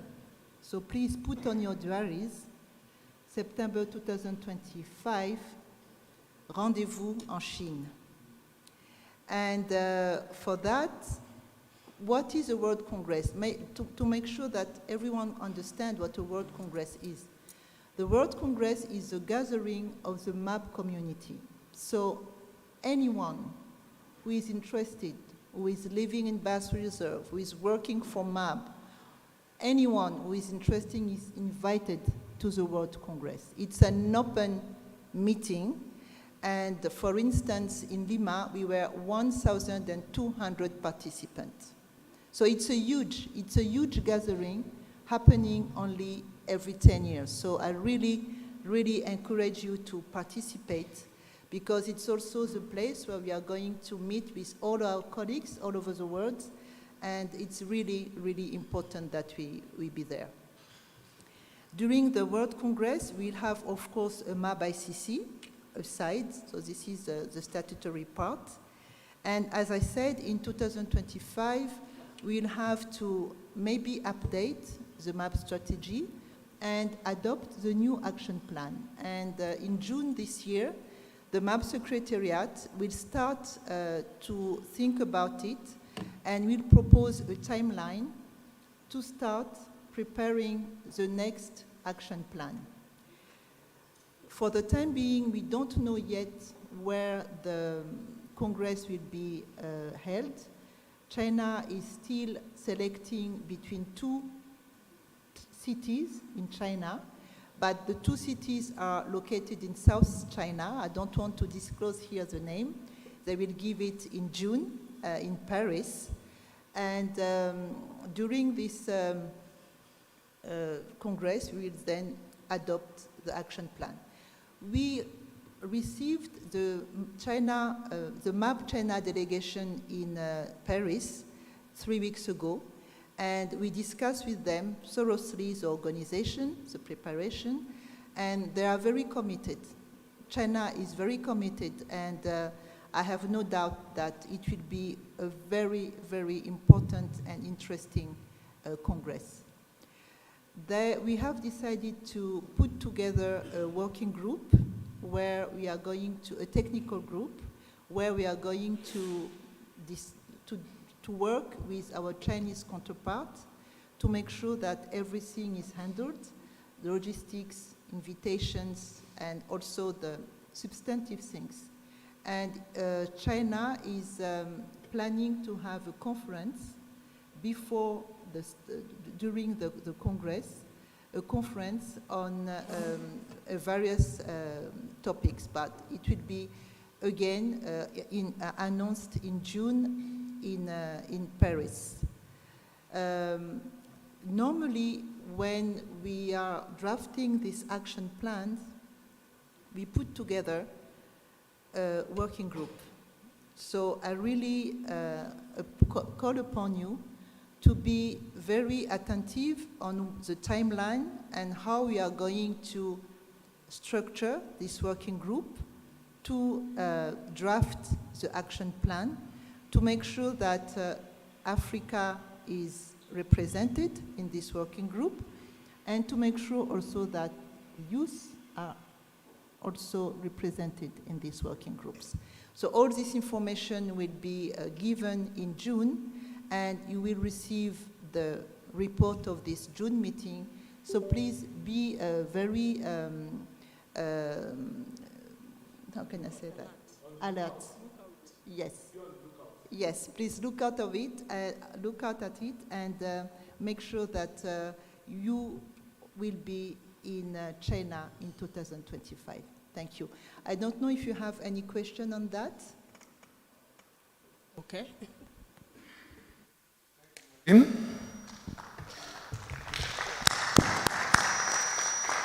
I really want to make an appeal for Africa.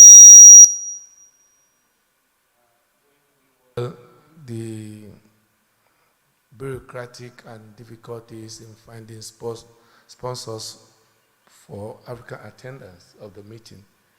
Probably we'll structure a letter that will be friendly to the government of African countries, not compelling them, but a letter structured to encourage them to sponsor somebody either from the MAP committee or from BIOSPHERE to be in attendance of the meeting because of the experience and opportunities they could learn or make to better their BIOSPHERE site, probably in terms of attracting technical partnership or sponsorship of one program or the other.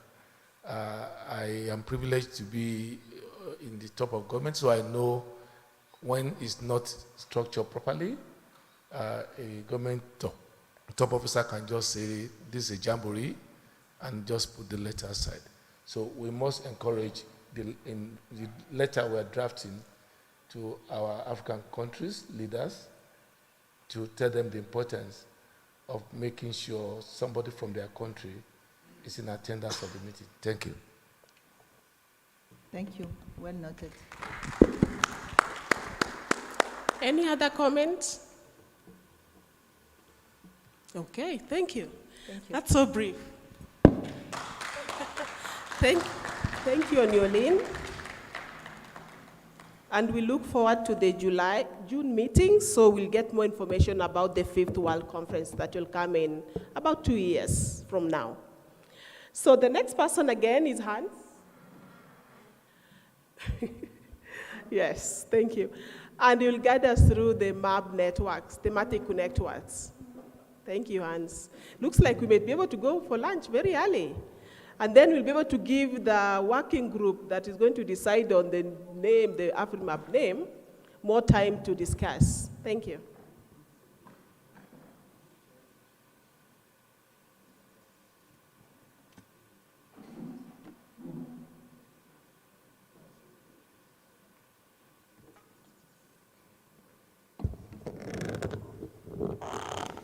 Hello again, everyone. Bonjour, rebonjour. I'm going to speak to you now not only about the thematic networks, but also about youth. Because what I'm going to do is to give you an update on 2 open-ended working groups that were established following the last meeting of the MAB International Coordinating Council.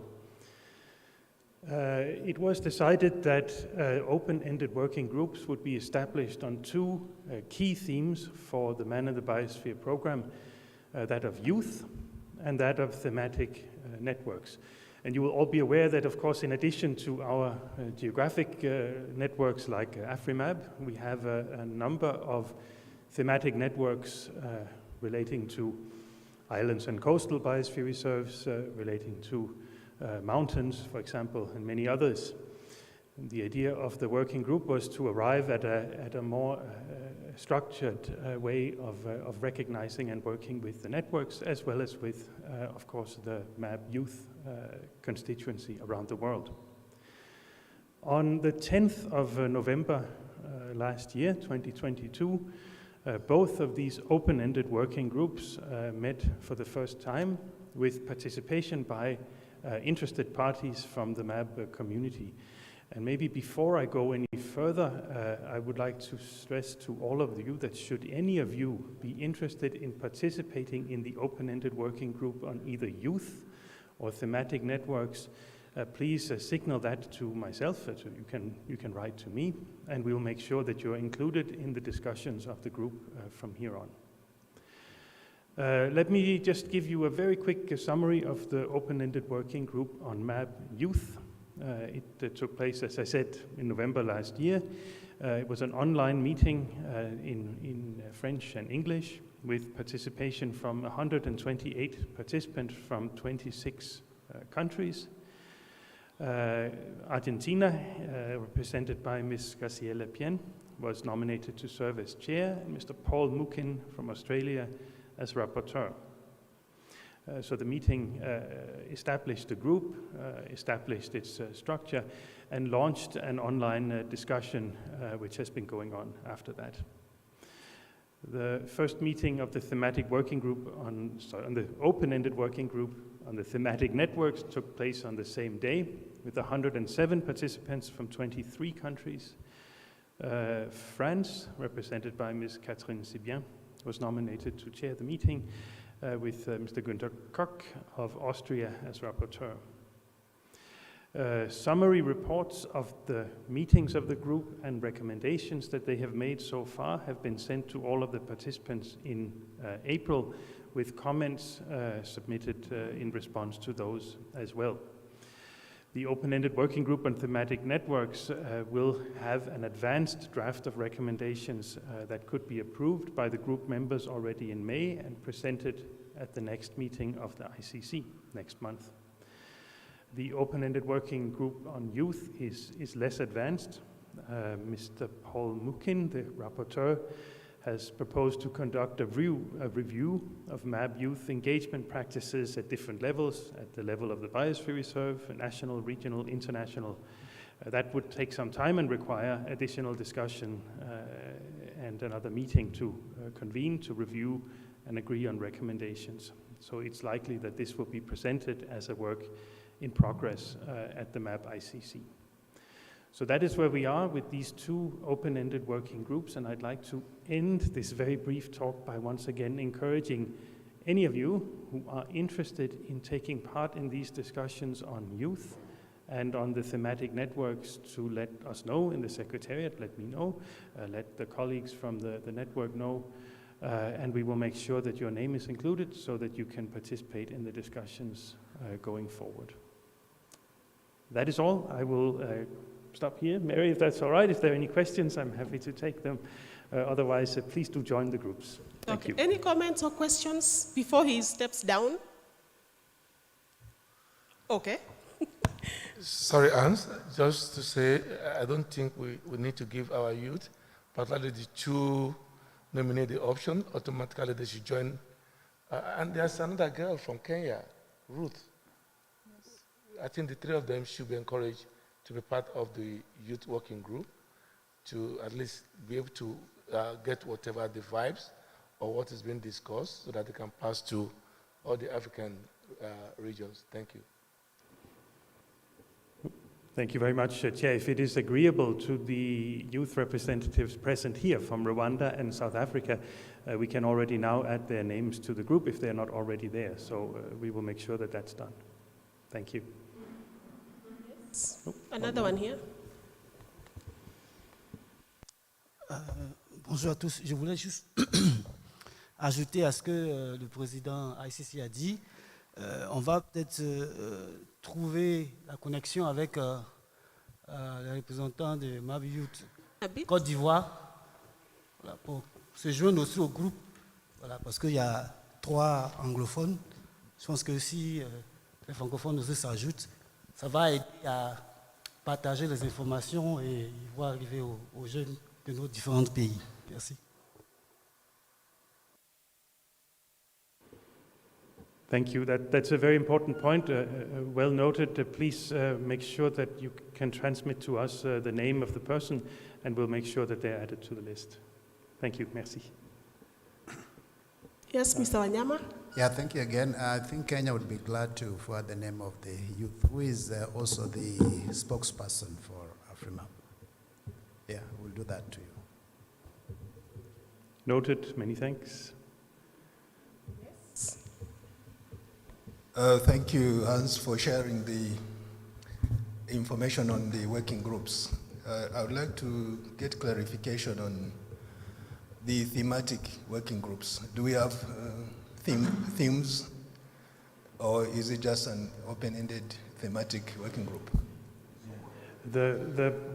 The working group on the thematic networks concern of course, the established networks of the thematic networks of the program, like Mountains, which is a fairly new network, or the Islands and Coasts network, which is an older network, but also discusses the potential themes for new networks, the kind of arrangements and guiding documents that could be prepared to help networks adjust and develop their work. So it is really a discussion both on the established networks, but also on the way that we work with networks going forward. So in that sense, it's open, not only open-ended, but also open in terms of what you may wish to bring to the table and add to the discussion on networks. I know that some of the discussion in the group so far has focused on developing recommendations or guidelines for MAB thematic networks so that they have a common framework to work with. And some of the discussions have been between whether we should have, or the thematic networks should have a fairly firm structure that they should all follow, or whether they should be more flexible to adjust and arrange themselves in a way that is suitable to them. So that's the kind of discussions that's been taking place so far. Thank you.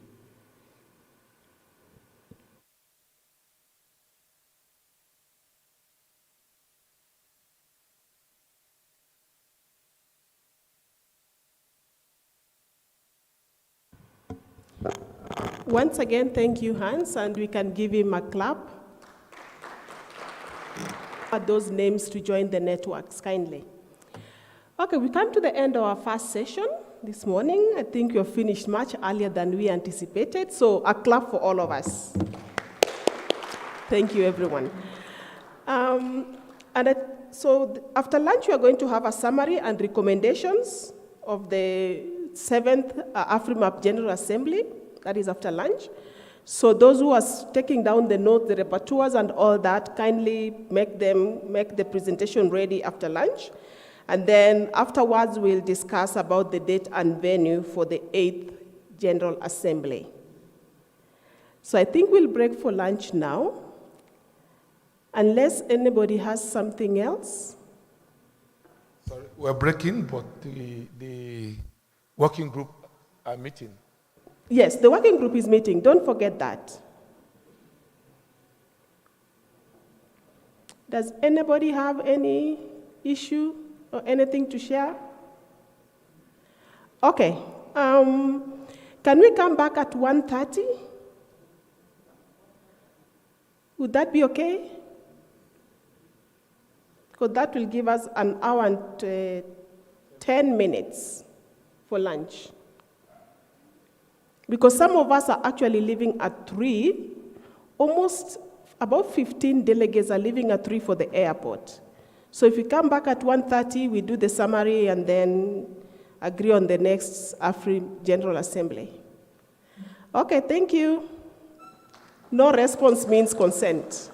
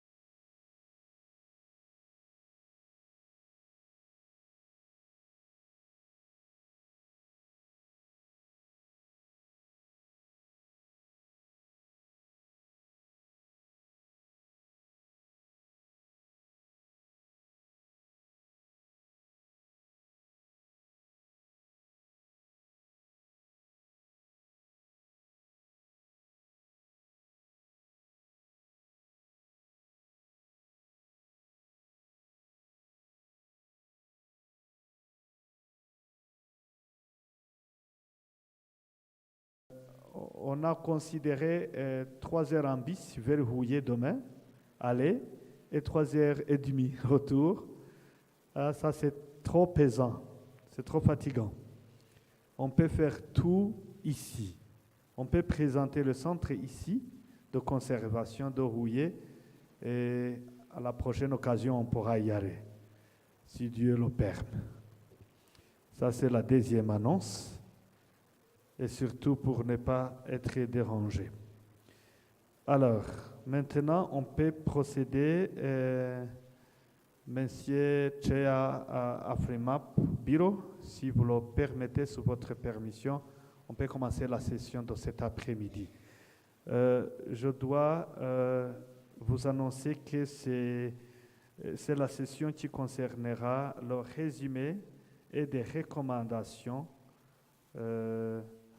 que Afrima peut nous donner, c'est-à-dire the directed chair and the Mapendo can come nearer, can come here for the recommendations and the summary.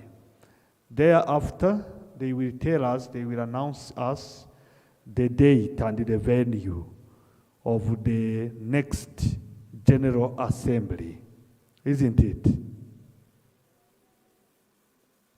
Thank you very much. I would like to welcome our new chair, MAP chair, who is here for the recommendations and summary. I think they will help us wrap up all that we've been dealing with, all that we need to be doing once in our countries of origin.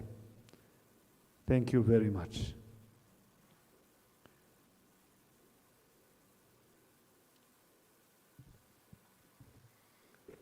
Thank you. Good afternoon, everyone. I wish to request I wish to know if the team which has worked on the recommendations is ready to display them to the audience.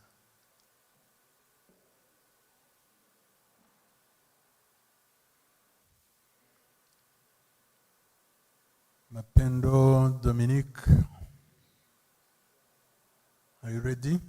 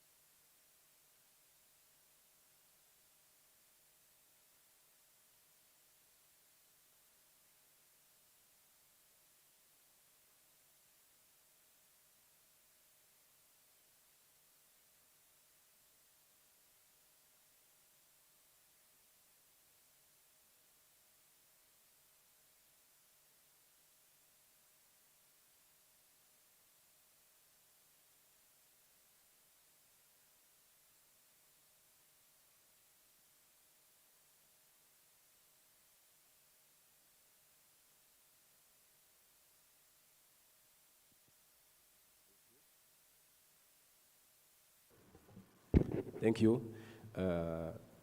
This last session of this afternoon, we have Mr. Mapendo, who is going to make a presentation on the cancelled field visit to Huye. We realize that the field of Huye to the center is really very difficult tomorrow because of different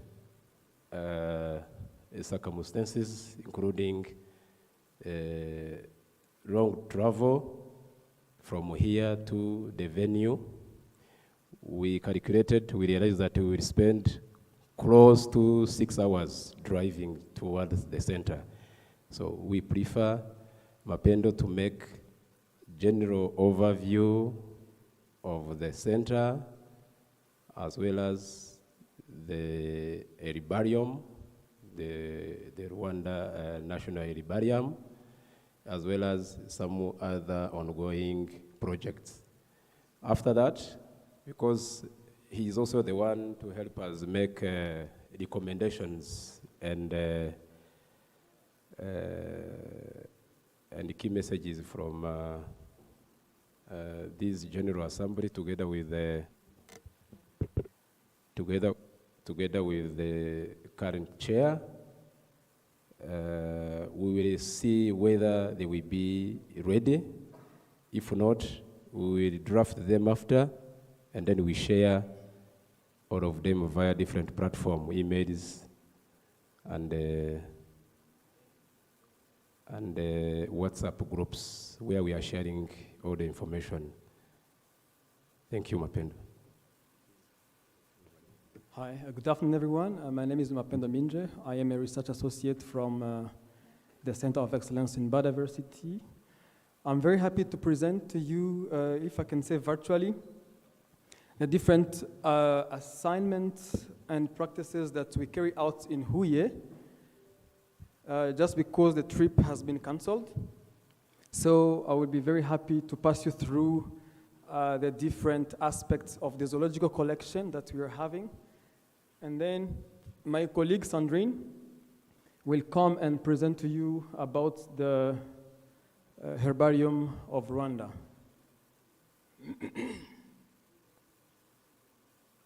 I need presentations on.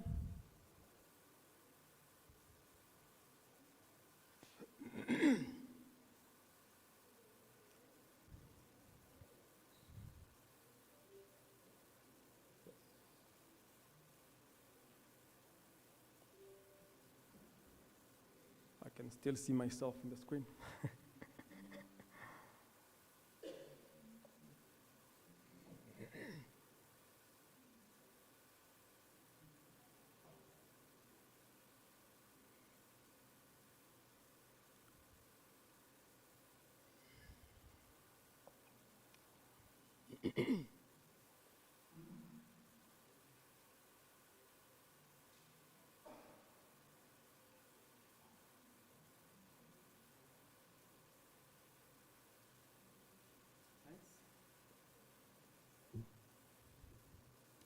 Okay, if you can see already in the screen, we have a set of jars with some specimens that have already been preserved.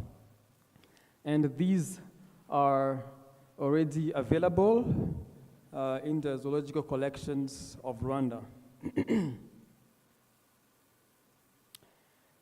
A zoological collection, first of all, is a place, for those who don't know, it's a place of preservation of animal specimens, and these are preserved into different preservatives, but also they can be preserved into other different aspects. They can either be dry specimens, or they can also be wet specimen. If I talk of dry, they will be included those animals which have underwent taxidermy, or also those whose skeleton have been extracted from the animal and then preserved into good conditions. So as you can see here, we have on the left, we have some wet specimens, and then on the right, we have some dry specimen of the monkey and skeleton. So our zoological collection is located in the southern province of Rwanda. This is in Butare, currently known as Huye district. And it is under the management of the UNESCO Second Category Center of Excellence in Biodiversity and Natural Resource Management. And also, it consists of different taxa groups of species which have been preserved in the different preservatives, the way I simply informed. So among them, we have 635 specimens of vertebrates, and these vertebrates normally fall under the different animal kingdom.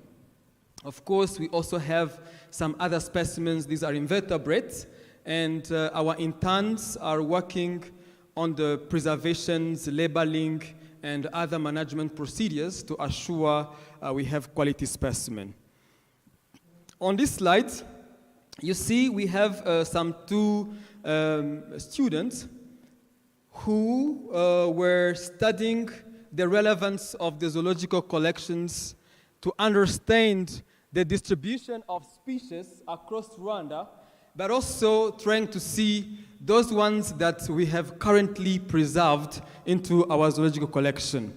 So you see there's an image of some insects, beetles and flies, which have been mounted and ready to be preserved.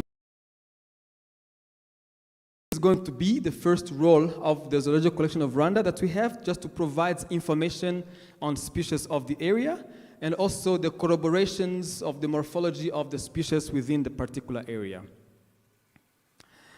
Secondly, our zoological collection provides an overview of the forms of the different taxogroups of the animal kingdom, being the mammals, the birds, and also some of the insects.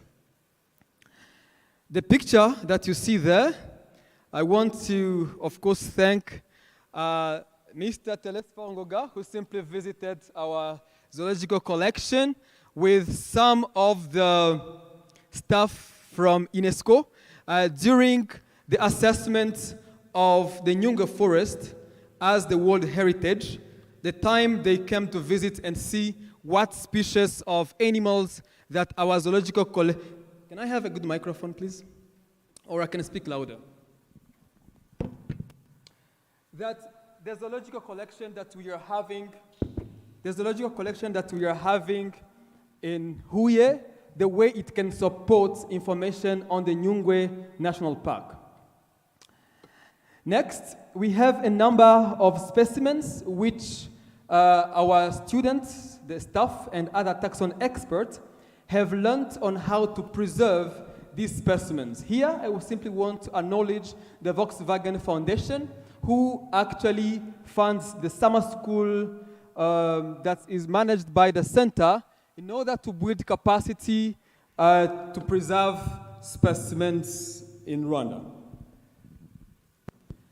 So the first slide here, we had amphibians. Here we have some reptiles. We are trying to document the specimens of snakes that we have in Rwanda. So far, we have 53 species of snakes and 62 species of amphibians. And we are working toward having these specimens in the collection. So the next year, we have butterflies.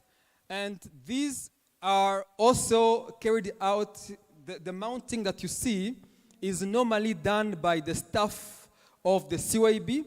These are former students of the University of Rwanda who have been trained as taxon experts in order to become the future generations of Rwanda able to do these types of research and support the different information that are needed. Let's say, for example, to conserve biosphere reserve, there is a need of information. And those information, besides being kept in the Rwanda Biodiversity Information System, we also have the zoological collection to preserve the respective specimens. You can see we have also some mammals. On the left, we have some bats and also some mice. These are small mammals, they're rodents, and also some of the monkey. Unfortunately, tomorrow you are not going to Huye. Sometimes we enjoy the Arboretum forest with a lot of monkeys and other species of mammals that you could have seen. But the zoological collection has taken steps to have some of these specimens. Among the dry specimens, we have skeletons, and you can see the skulls of some of these animals. You can ask me, do we kill animals in order to have them in a collection? Currently, we are not really going to hunt or kill animals, but rather we have this agreement with national parks. Whenever there is a roadkill or there is an animal that has died, we collaborate together with the national parks and we can have these specimens not only for education but also to support science. This is a crocodile. For research development, the zoological collection has tremendously contributed to research. When we have some international partners who want to get information on what exists in Rwanda, the zoological collection has been one of the major areas where they visit and learn about what species are available. To note this one, I will simply say that the zoological collection is supported by the Rwanda Biodiversity Information System to sisterly, if I can say, provides information that is needed for science.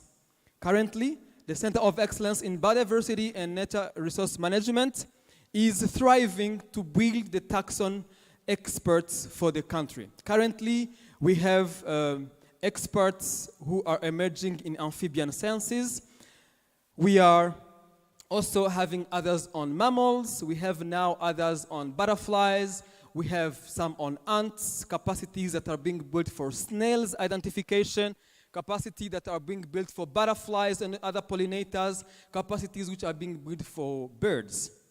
This consists of a community of practice that the center has already built over the last years in order to support all these research capacities that the country needs in order to take decisions for the management and conservation of ecosystems. Secondly, of course, this is a work in progress. We have not yet been able to have all the specimens that we have in Rwanda in the collection, but as the process of building this taxon expert continues to go, we have a very big hope that the zoological collection will have a full community of practice with all these researchers that the country will need as a source of different information. So we still have a gap in specimens preservation, for example, taxidermy and other techniques. Here you see, actually this is Christella. She has been in the room. She has been trained and she is currently working on preserving amphibians that are being collected across different spatial scale in the country. Academia is concerned. Zoological collection has also been a very good area to support the students and the researchers to come and learn different techniques and use the zoological collection during field excursion to try to understand how the preservation of specimen is done and how the specimen preservation can support the conservation of biodiversity in Rwanda. Snails, I spoke about snails, and new species of snails are still being identified. And for a good information, we have been hosting a Rwandan researcher who has been working on the snails, and their publications which are forthcoming will be informing about the snail populations or snail community of the Gishwati-Mukura National Park or Biosphere Reserve. So the zoological collection has also been very important in order to support species identification. Different researchers are coming in Rwanda to carry out different research. And sometimes they encounter some specimens. You have heard of iNaturalist. They post pictures on the iNat. And when our local taxon experts see these observations, they try to compare with what we already have in the collection, and when there is a misidentification or where there is a need of further identification, the zoological collection becomes the hub to have those specimens for further genetic analysis. Of course, with our international collaborators. So for the management, we are working on the labeling of new specimens, and we are trying to group all of these specimens depending on their taxa groups. And after labeling, we are assuring that the zoological collection is managed under good environmental or room conditions. I want to thank the partnership that Professor Beth has done with our international collaborators in order to raise facilities such as the ACs and also the painting, and to assure that we have good room conditions to preserve these specimens, to avoid pests and other issues that can raise to deteriorate the specimens.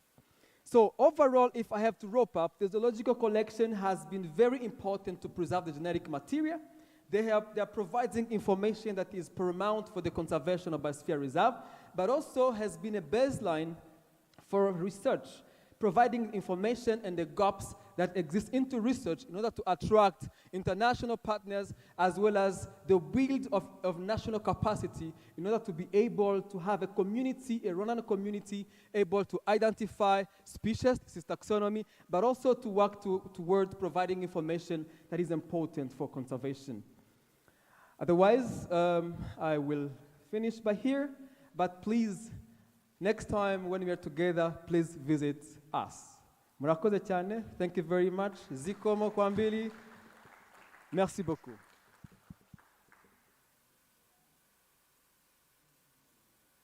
Good afternoon to everyone. I am Aimé Sandrine Ouassé. Today, I'm very excited to present to you the contribution of the National Herbarium to the tropical rainforests. Presentation, please.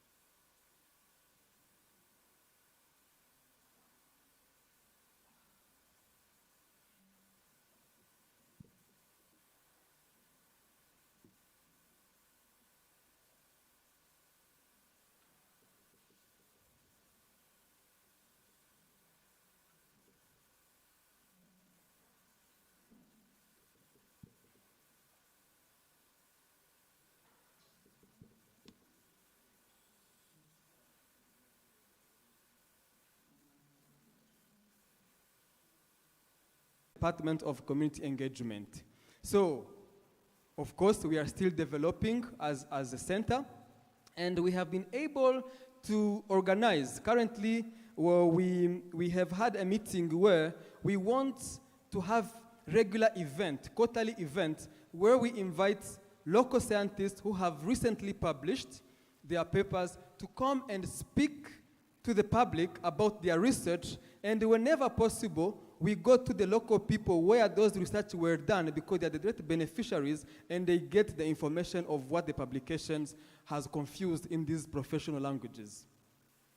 And thirdly, if I remember very well, you spoke about doing research as the university within the Biosphere Reserve. For us, there is no university within the Biosphere Reserve, but the center is under the University of Rwanda, the College of Science and Technology, but in its management, it has been able to recruit staff from all other departments besides only biology, and with the monitoring of the Gishwati Mukura and the Volcano National Park, we spent there days and nights to conduct research, and these information are going to help the management and these other decisions which are being taken in order to conserve both Gishwati Mukura and the VNP. Did I answer correctly? Thank you very much.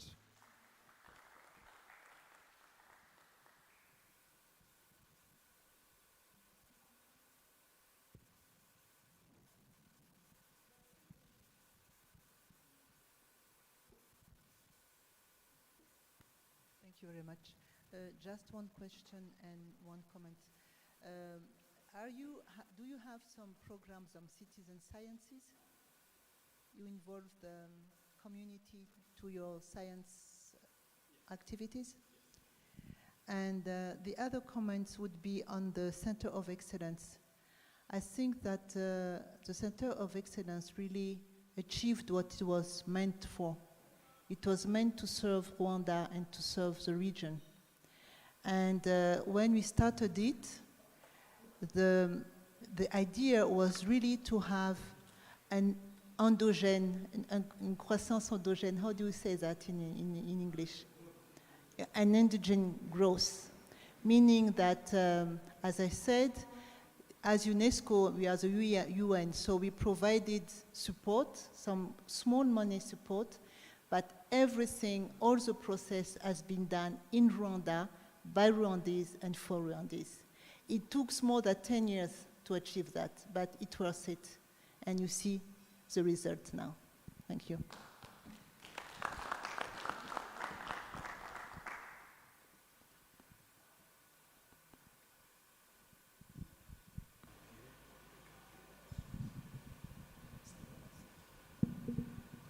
Thank you so much. As I have said, I'm ASSEMBLEY Nwase. Today, I'm very delighted to present to you the contribution of the National Herbarium Forests and the Albertine Rift region. So, let me begin with the historical background of the National Herbarium of Rwanda. It has been created in 1965 by Belgian called Paul Days, and for now it includes more than 20 specimens of species, including flowering plants, fungi, lichens, and moss, and of course seed collection. So the center came to manage the National Herbarium in 2018 when we got the grant from SEP2D, and then we've been able to digitize and upgrade the herbarium. I can say that it was really, really horrible how it looks, and then we had to throw away so many specimens. It was more than 50 specimens, but now we have 20,000 specimens. So, and for now, I can say that we have more than 65,000 of specimens that are deposited in other herbarium in Europe.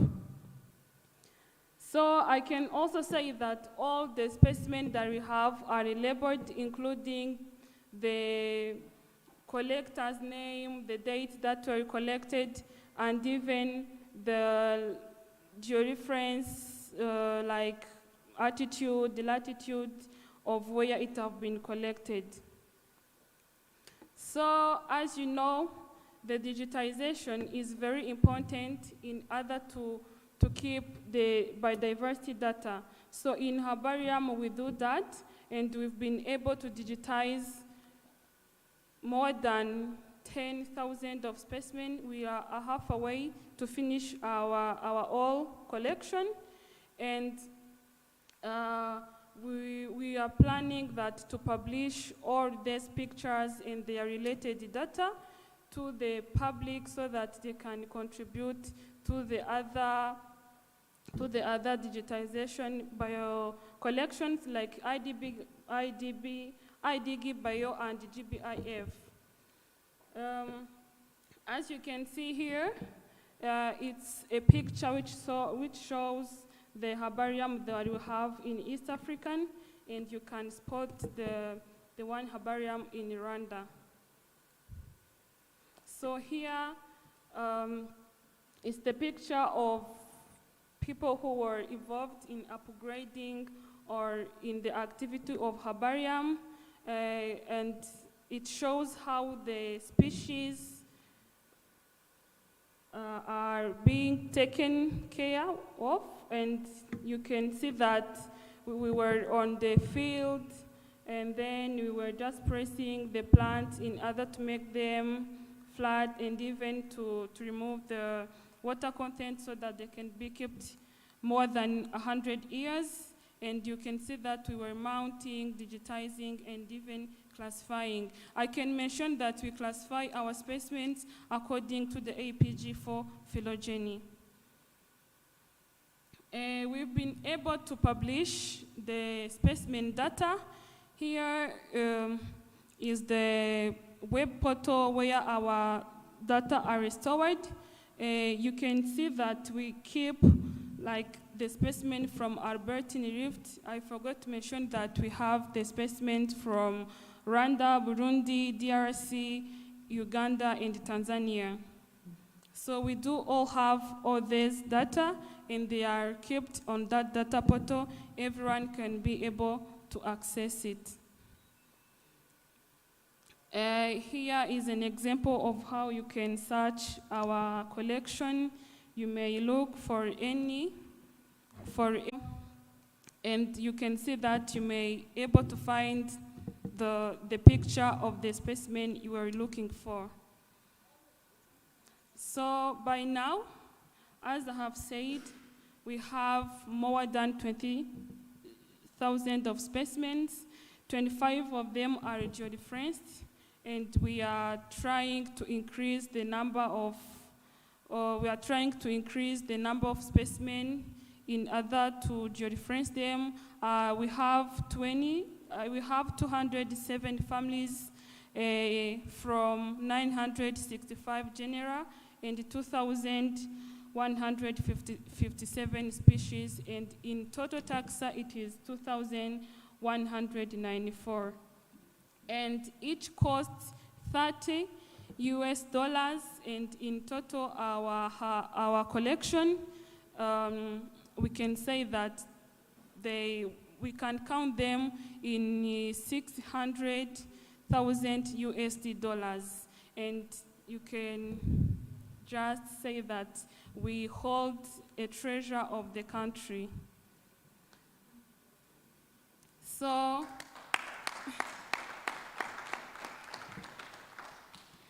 by now, we have a notable plant collectors. For now, the collector who is in top is from Belgium. It's called Troopin. And by now, we have who is called Runyinya, and he works in University of Rwanda.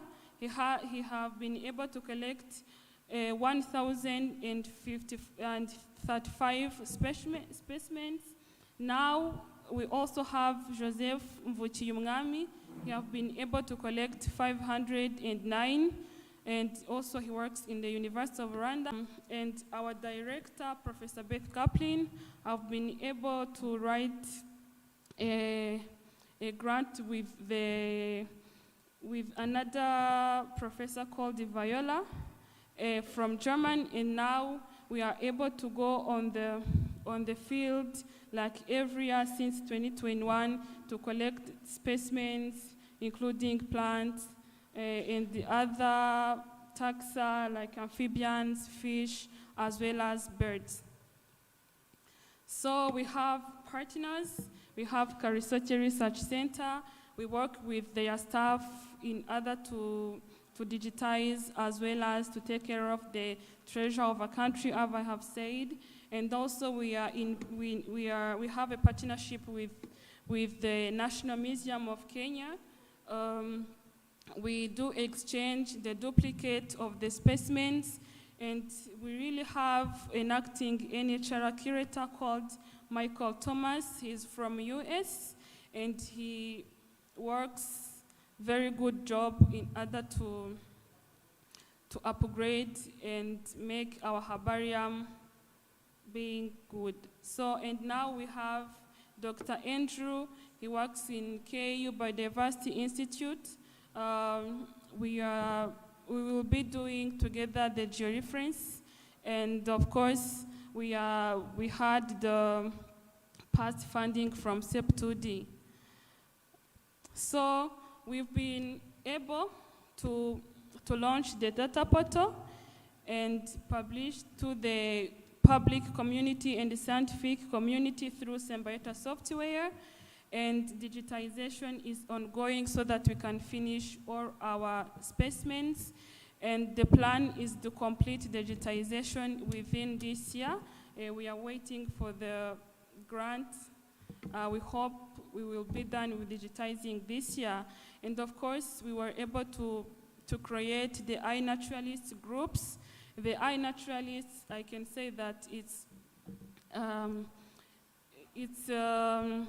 a global website or an application where the scientists come together so that they can identify different specimens. Here we've been able to create a naturalist group, and then we post and upload the pictures and even the scientific name so that they can be displayed publicly. We've been able to digitize all these books, Flora of Rwanda as a PDF, and everyone who wants these books can have it. And also, the other achievement is that the lesson learned from the redevelopment of herbarium have been putted or have been catalyzed to create the new specimen-based collections, including mosses, lichens, insect, reptile, and invertebrate. Also, redevelopment of herbarium have been catalyst for Rwanda Biodiversity Information System data portal. Mapendo will talk about that. And of course, to publish, the RBC is able to publish all the taxa specimens that we have in a herbarium, in a COEB, Center of Excellence. As you can see, this is the portal of Rwanda Biodiversity Specimen.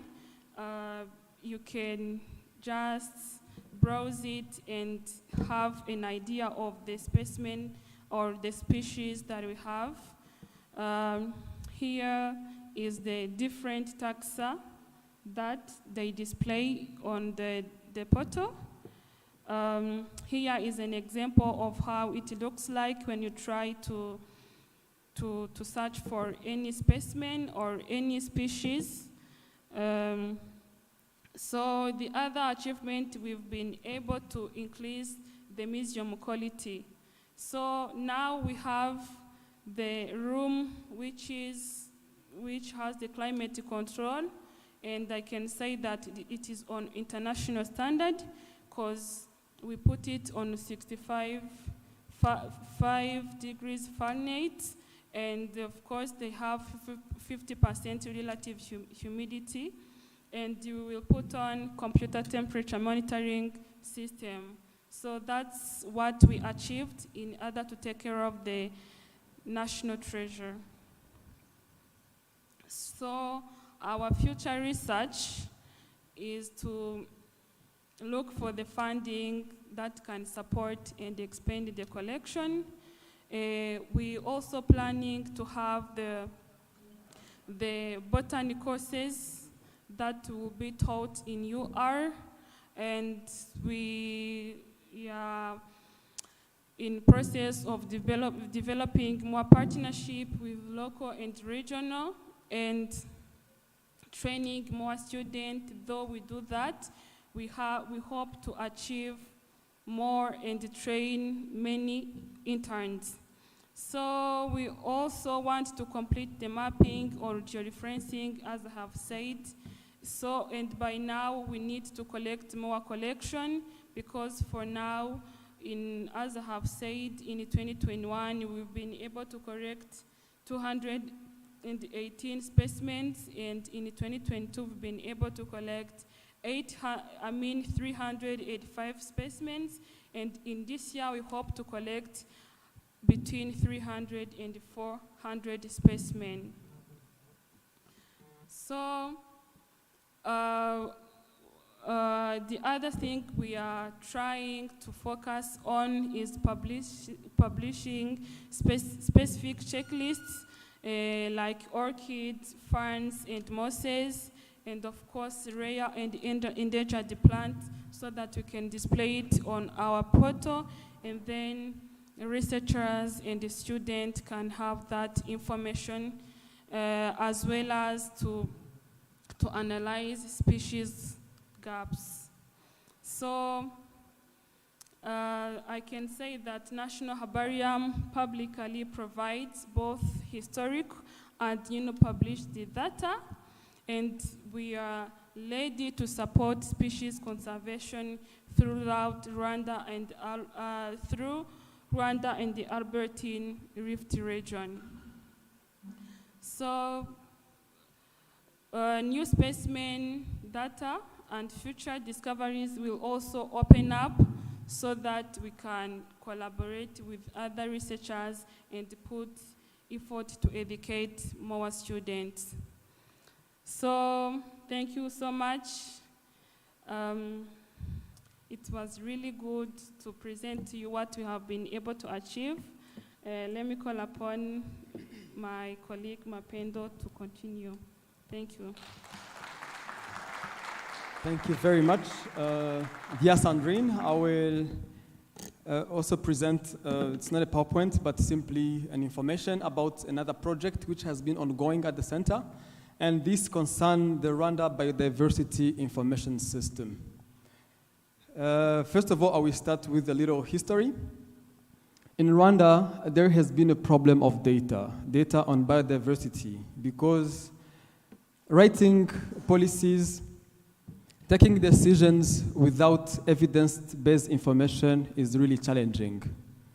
So it was therefore an importance for the country to have a one system that gathers all the data that inform on the species distribution, the different checklists, the endemism categories, the IUCN status of the species in one place. Then it was realized that the data that is in Rwanda has another data set which are outside of Rwanda. So data was scattered, and therefore it was difficult to bring them together. The Center of Excellence in Biodiversity and Natural Resource Management wrote a grant after taking into consideration all of those challenges for policy development. And the GRS Biodiversity Foundation gave us a grant in order to bring all of those data which are within and also outside of Rwanda together, standardize them in the same format, so that this information can be available freely to the public. Today, the Center of Excellence has been able to work over the last 3 years, days and nights, tirelessly, in order to establish this portal to collect data. So in the screen, we have a link. The Rwanda Biodiversity Information System is now live online. It is an open access web-based portal that gathers all the data that have been repatriated from different museums outside of Rwanda. I want to acknowledge the effort that the government of Rwanda has done to request even more data since the colonial period.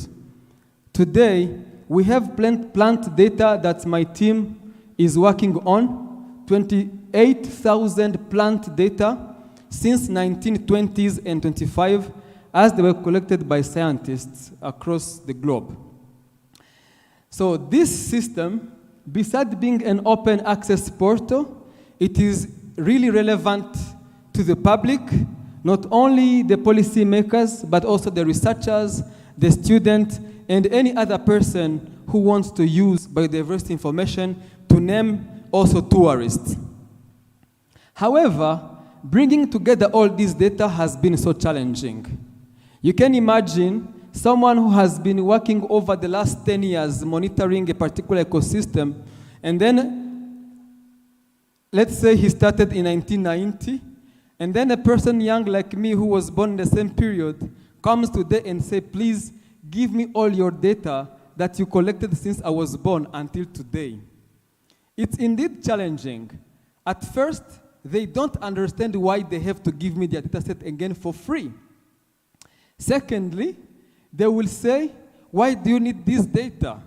It becomes for us a big concern to outreach all of those key data holders, being within ministries, being even outside of Rwanda. It is last year that the team, Professor Beth and others, were in the Museum of Tervuren to repatriate the data that is outside of the Rwandan boundaries but belonging to Rwanda. Thanks, Professor Beth, for the effort. Additionally, has been time.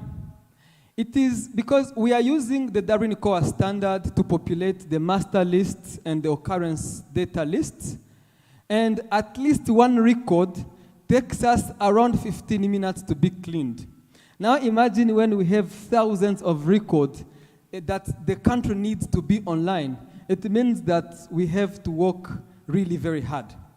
Our partner there asked us about this ability of the Rwandans or Africans to do the work by themselves.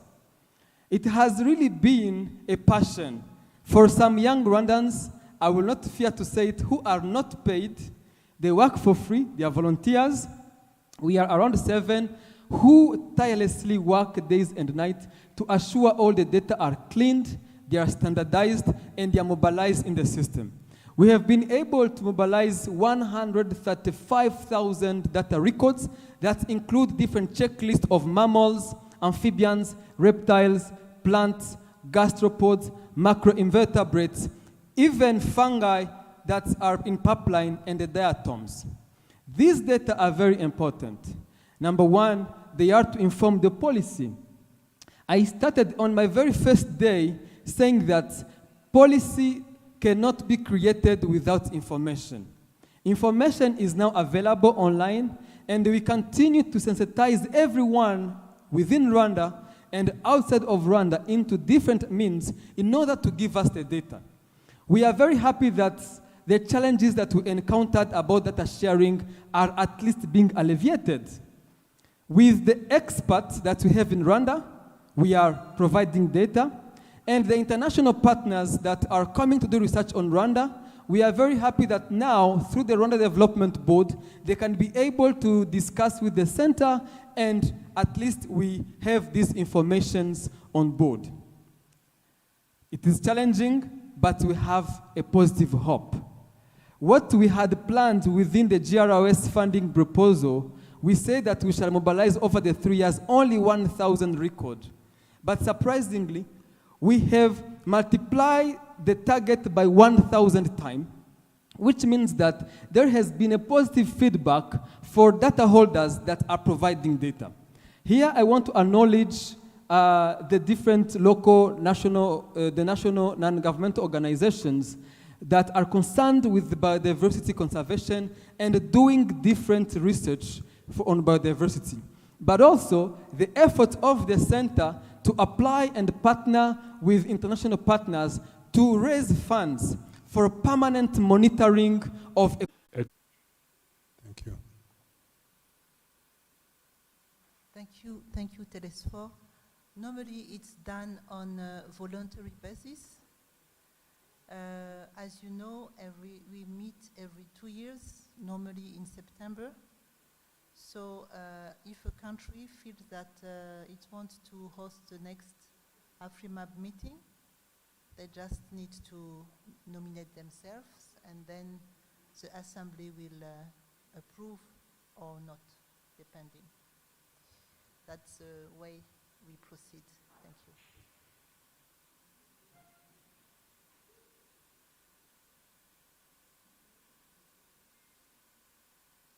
Do we have any candidate to host the next General Assembly?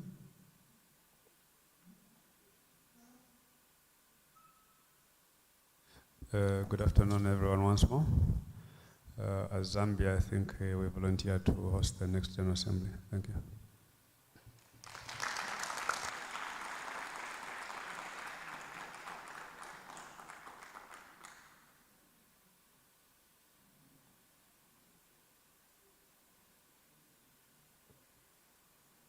Yeah, I think the applause was to approve the candidature of Zambia. Unless do we have any other candidate? But I think, shall we consider this as approved? Thank you, Zambia. Okay, thank you for the consent. Zambia is noted. Yeah, yeah, maybe the dates.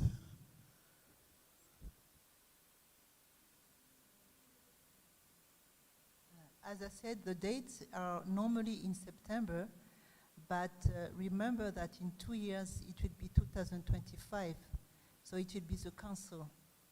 So I don't know when Zambia wants to host it. It might be good to have the meeting before the Congress, or you may also have it after the Congress to make your plan for the future after the action plan is approved. So it's up to the network. Maybe we can consult on that one, whether it can be before or after. Thank you. Maybe just a matter of history. When we had the meeting in Lima in 2016, we met after that to contextualize the action plan within the AfriMap network. So they met after the Congress.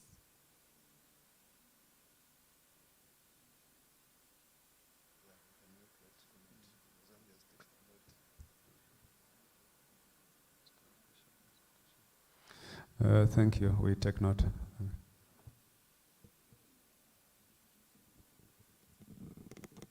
So the venue is agreed on, and the date will be decided on. Yes? Okay, clap for that. Thank you.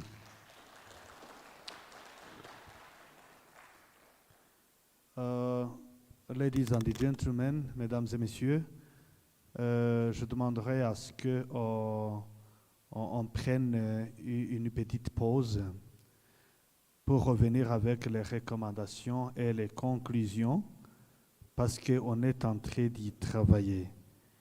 On y travaille encore conséquemment.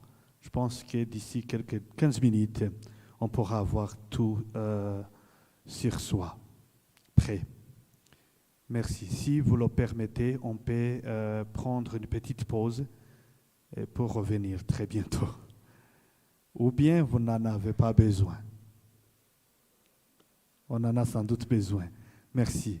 On peut aller à l'extérieur, vous y trouverez quelque chose de mangeable, de buvable. Bon appétit.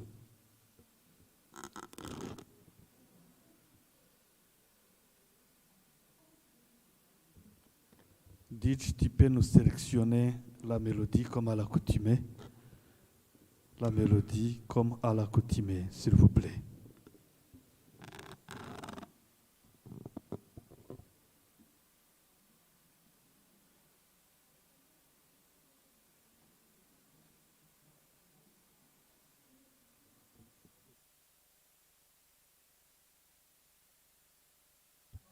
Excusez-moi.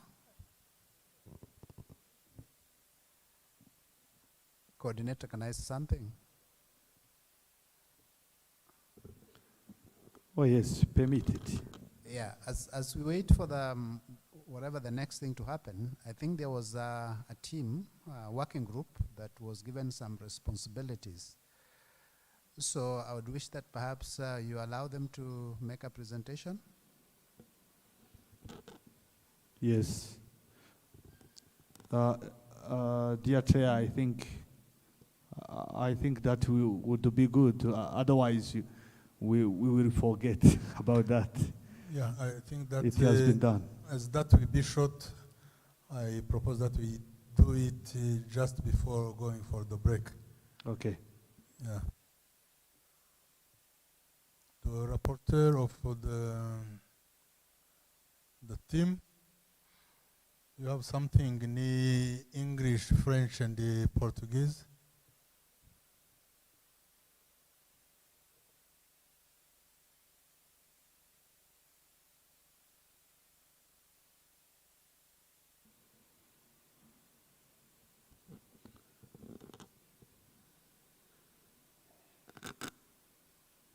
The Assembly had also assigned them to the two members to come up with that. So it is It is all about communicating it. If it is ready, please, you can communicate it.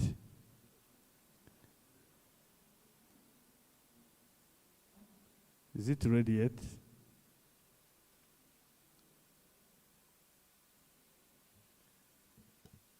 Merci beaucoup.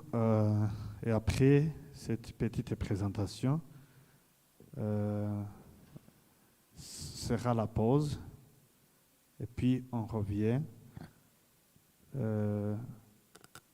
tout en allant vers la fin. C'est ce qu'on a dit.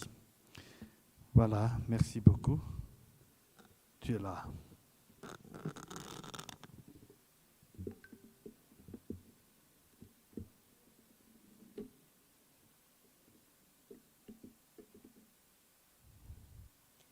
Thank you so much. I'm Aline Françoise Mbabazi, the coordinator of MAB Youth, Rwanda. I also work in the Alberta and Rift Conservation Society, ALCOS. So I'm going to present what we have done, what we have discussed in the changing of name of MAB program. So we was supposed to propose 3 names of AfriMAB, and prerequisite for the acronym of MAB if it remains. So the proposals we had was for first to stay with the man and biosphere. Then the second was mankind and biosphere. And the third was me and biosphere.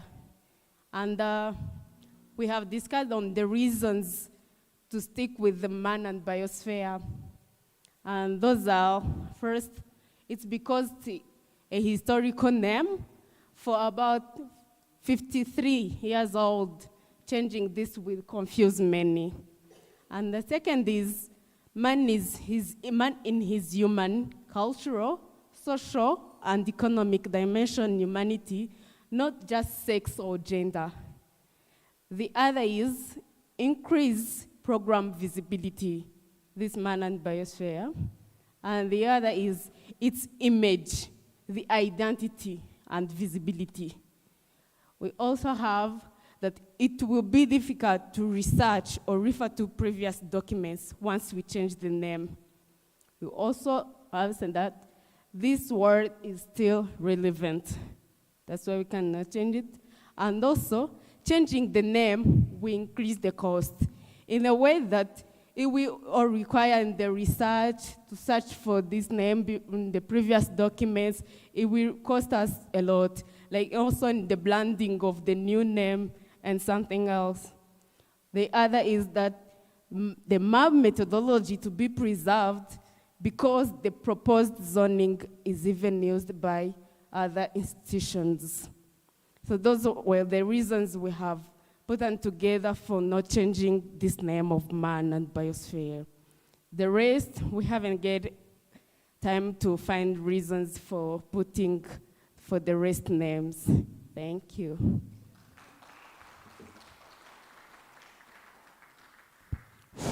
Clear and concise. Is there any reaction about that? No one. No reaction. We can now go for the break, short break. We need to get energized and come back. Thank you very much.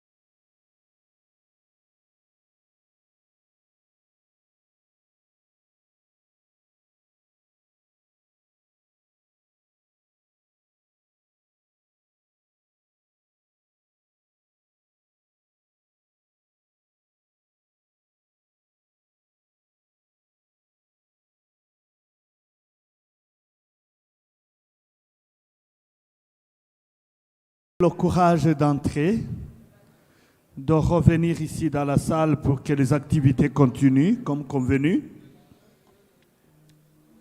Nous voulons continuer pour terminer et bien terminer. On a fait beaucoup.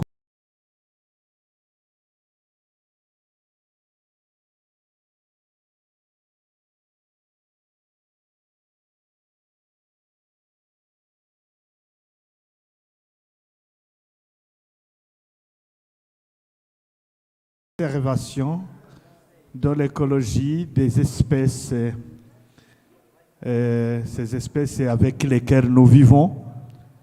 C'est-à-dire, nous sommes les seules personnes qui puissent les protéger comme il faut. Ça a été dit, ça a été convenu. Les aires vides doivent être couvertes, doivent être occupées de quelque chose d'écologique. Mesdames et messieurs, permettez-moi de continuer avec la session suivante. Merci beaucoup, merci de bien vouloir comprendre. Voilà, nous sommes là, nous sommes ici. Tout le monde, est-ce que vous m'écoutez? S'il pouvait y avoir quelqu'un pour m'aider à interpeller les personnes. Je porte à votre connaissance qu'il est temps de recommencer de continuer les activités tout en pensant à une bonne fin attendue ce soir, une bonne clôture, de belles conclusions et recommandations. Les recommandations qui vont nous être adressées tout de suite là. Veuillez entrer, chers participants, chers délégués de pays ici présents. Veuillez entrer, si vous m'écoutez, veuillez entrer. On a aussi quelque chose d'autre à faire. On a toujours à dire. Oui. On avance au large, c'est bien. C'est un monde qui évolue. Et je ne doute pas que tous les pays aient consenti à bien faire, à parfaire d'ailleurs les travaux en cours, les projets en cours. Merci d'avoir été présent, merci d'avoir pris bonne note. Voilà, tout le monde est présent maintenant, on peut continuer. La chose est là. Vous pouvez jouer ça. C'est très important, c'est une innovation des jeunes. Je me souviens quand Martine et Maman à Frimab parlaient de l'engagement des jeunes, parlaient aussi de la technologie qui doit être là. Aujourd'hui, elle a ajouté quelque chose d'autre d'important. Relever, savoir cibler les pratiques nécessaires, les pratiques qu'il faut, les pratiques qui peuvent nous servir de modèle. Et on a dit qu'au Rwanda, on a vu beaucoup de choses. Nous remercions le gouvernement du Rwanda pour s'être montré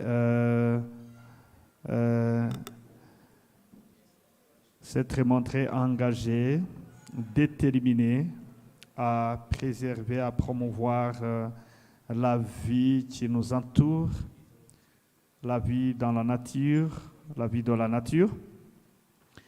C'est ça, c'est très important. Et nous allons aussi continuer dans ce sens. Et nous avons aussi vu comment cela contribue énormément au progrès national, au progrès de la communauté environnante. Ici au Rwanda, vous avez vu qu'à Kinigi, il y a vraiment beaucoup de créativité, beaucoup d'innovation dans ce domaine.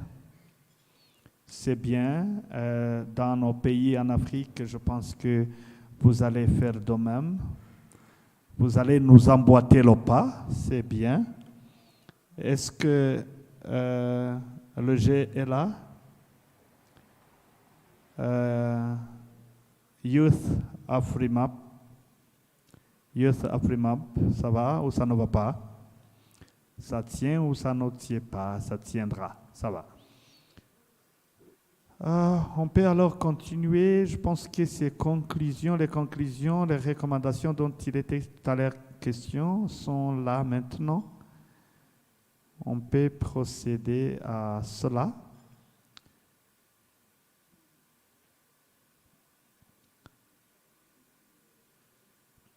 Je demanderai Prosper, Monsieur Prosper. Prosper.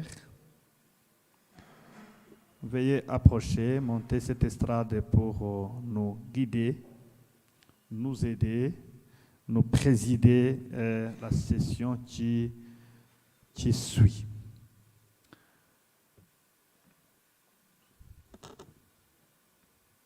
Jeune Afrimab, vous êtes là? La chose est là? Ça se joue? Merci beaucoup.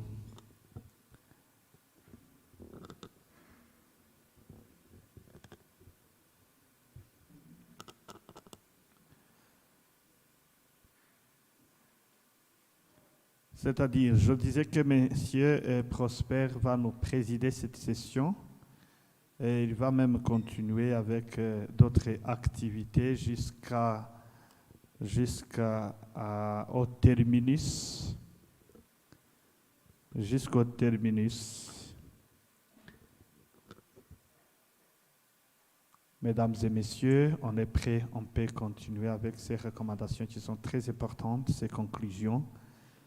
Les conclusions pour lesquelles nous avons été ici pendant ces 5 jours, tout en s'apprêtant à rentrer dans nos pays.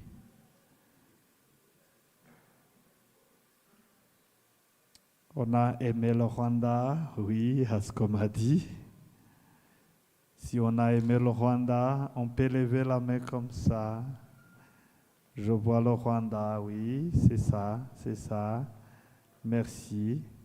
Nous sommes toujours accueillants, nous sommes déterminés. Nous travaillons conséquemment d'arrache-pied pour que vous soyez bien chaque fois quand vous êtes. C'est ça, la vidéo est là. Enjoy. Welcome to Bembe Biosphere Reserve Communication Workshop. From this workshop, we agreed that our engagement goal is to empower the youth to actively participate in the Bembe Biosphere Reserve. What we have learned during the communication workshop is that the Biosphere Reserve is for everyone, and it's never too late to reconcile with nature. It provides the youth with a sense of belonging because we become part of the solution. It's connecting people and people with nature. The youth care much about employment and opportunities. What's stopping them from taking part in the Bembe Biosphere Reserve is lack of information and mostly ignorance. But we can help change their mindset by sharing inspiring stories and showing them projects that are currently taking place in the Bembe Biosphere Reserve, getting them to understand that it's all about creating sustainable relationships and celebrating people and nature. In order to achieve our goal, we will showcase existing projects done by the VBR participants and share inspiring stories to young people and engage them in decision making. As we know, young people are different. Hence, we need to find the right people to pass the message. For example, with social media being a huge one because it involves everyone. Also, we can include the teachers, the lecturers, traditional leaders, church leaders. In short, we are all game changers. We need to spread a message that the Bembe Biosphere Reserve is a hub for creating opportunities for all the youth within the Bembe Biosphere Reserve and a vehicle for socio-economic upliftment, and also a home of cultural diversity which connect people together. As the Bembe Biosphere Reserve, we need to include young people in workshops, webinars, and also educational tours as a way of engaging them to the Biosphere Reserve. We send our sincere gratitude to local stakeholders, the Men and Biosphere Program, and also Earth Network for their support to the Bembe Biosphere Reserve.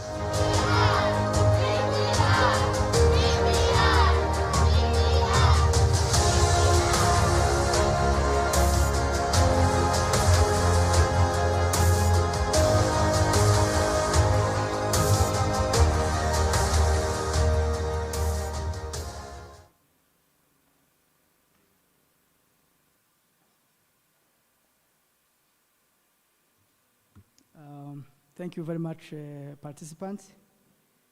Thank you, Joseph Ndahimana, the moderator.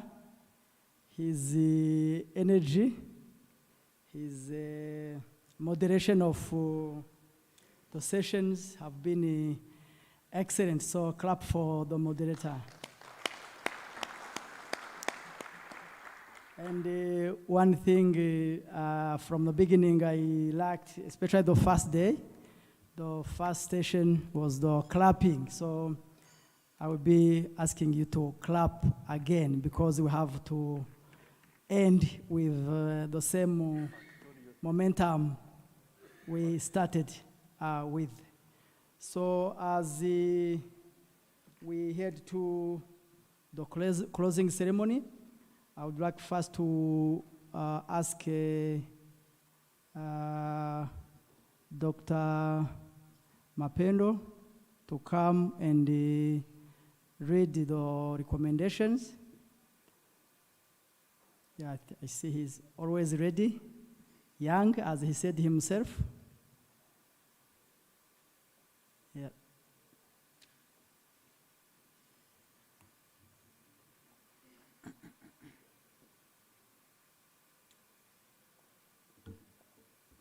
Thank you very much. The set of recommendations can be projected, please.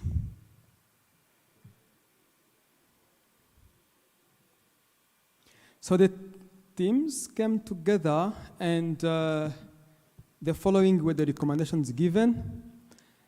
The first recommendation is a request for regular monitoring of ecosystems in Rwanda for tracking changes over time.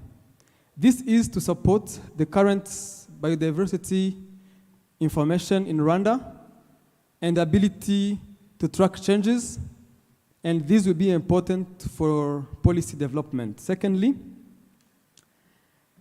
for the Center of Excellence in Biodiversity and Natural Resource Management, there is a need of a sustainable financing scheme. This is really very important, and the finance will be used for funding the different activities of the center, such as staffing, because the center employs different people that are running different activities. You saw this morning, this afternoon, discuss about the arbis, for example, and also the zoological collection, the herbarium, and other major works, but also funds for different projects, because the center gathers different researchers who come as a cluster and develop a project that is going to respond to key issues that are important for nature-based solutions.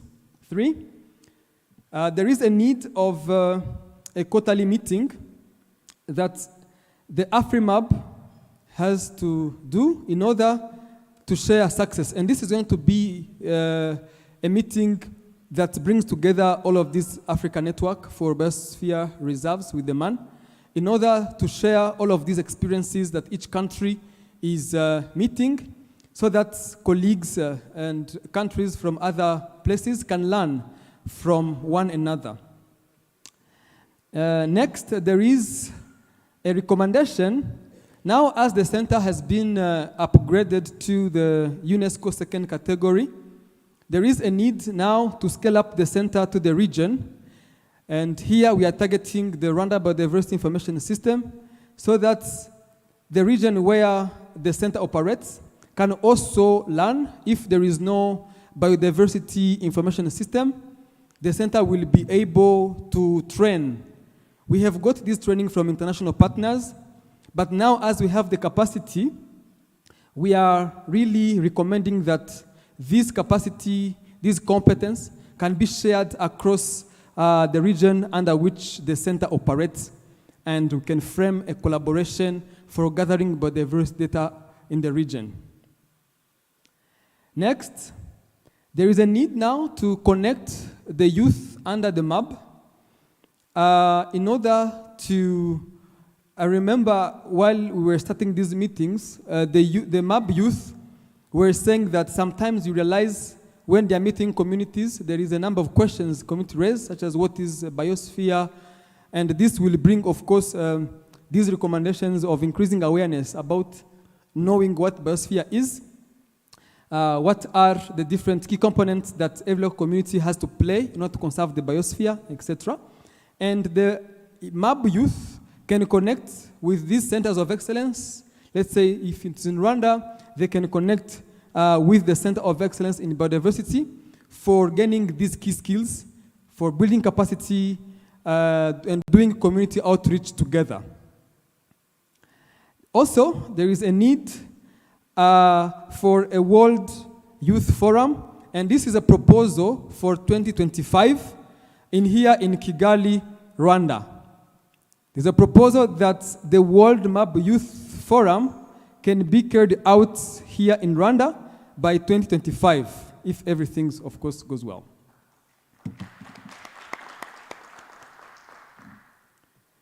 In Kigali, of course. Another recommendation raised has been that each country should emphasize on doing research closely to the Biosphere Reserve, because these researches provide solutions to the key issues of concern. A number of issues are raised. You were able to discuss with the local communities around some biosphere reserves here. And when you hear, there will be still some permanent problems such as human and wildlife conflicts and other livelihood issues. And these can be problems which can be solved via research.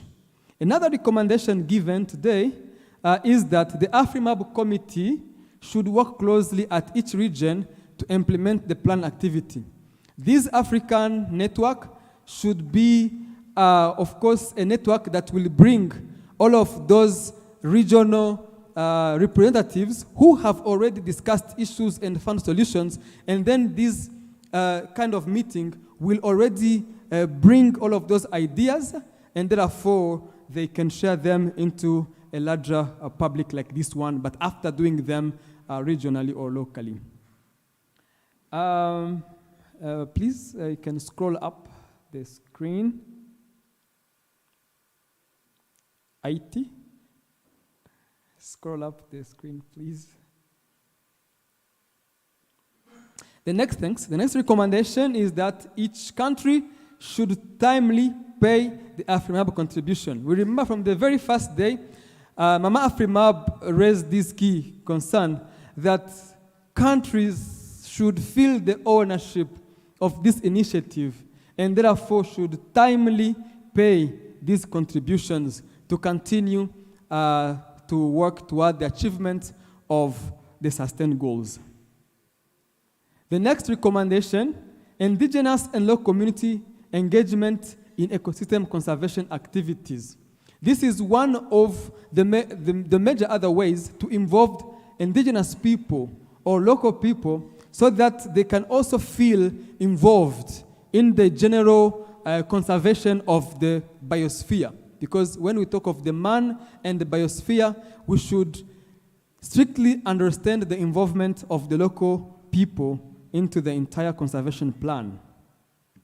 Next, there is a need to support and involve the MAB youth to actively participate in ecosystem restoration activities. This is one of the ideas raised by the youth from South Africa and also from Rwanda in the very early days, that the young people are energetic, the young people have abilities, the young people are able to also actively participate in the restoration programs of the biosphere. Another recommendation given is that there is a need to elaborate and advocate sustainable funding mechanism of the biodiversity within the biosphere reserve to support the conservation. Would you please scale up a bit, please? Scroll up, IT. I'll reiterate. There is a need to elaborate and advocate sustainable funding mechanism of the biodiversity of the biosphere reserves and other environmental components, as well as a long-term supporting activities of community living in biosphere reserves. These were the few recommendations that came from different colleagues. I thank you very much for your kind attention.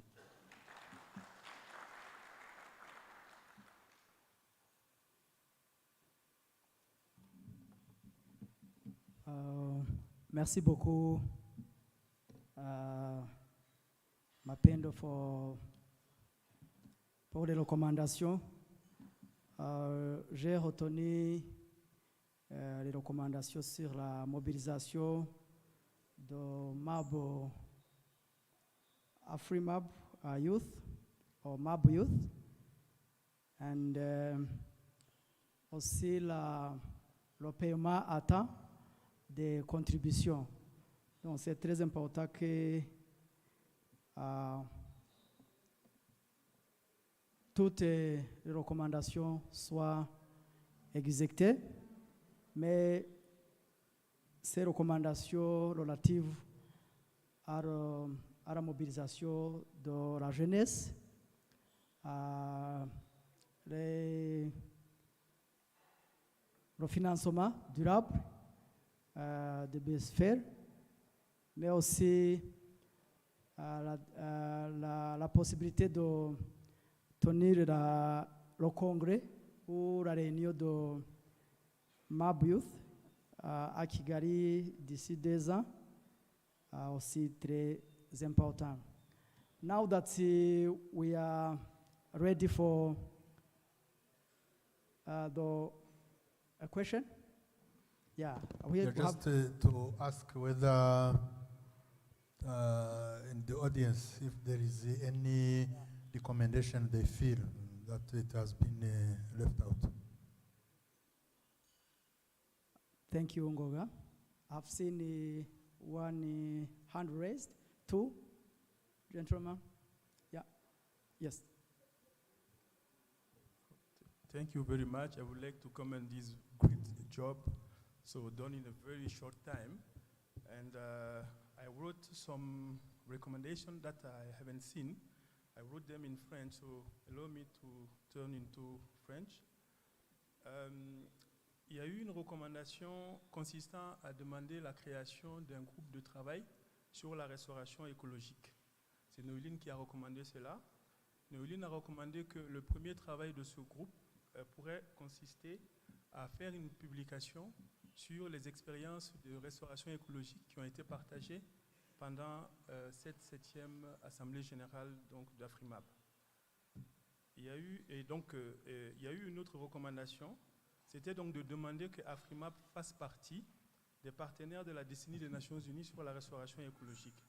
Et cela permettra au réseau d'avoir plus de visibilité et d'accéder éventuellement à des financements qui sont dédiés à cette décennie. Il y a eu aussi une recommandation consistant à faire en sorte que le réseau des jeunes du MAB puisse développer... Sorry? I can't hear me, sorry. Okay.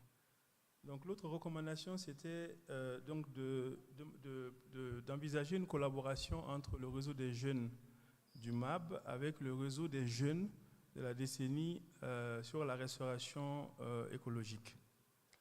Ensuite, toujours en parlant du réseau des jeunes, donc il a été proposé qu'en amont des AG des assemblées générales de l'AfriMAB, que les jeunes puissent se réunir 1 ou 2 jours avant. Et aussi, il y a eu une recommandation relative à la réduction des risques de catastrophes suite à ce qui s'est passé récemment ici. La recommandation a consisté donc à faire en sorte que les avantages offerts par l'intelligence artificielle puissent contribuer à prévenir ou à surveiller les risques donc, de catastrophes naturelles telles que les glissements de terrain et les inondations donc, qui sont survenues récemment ici.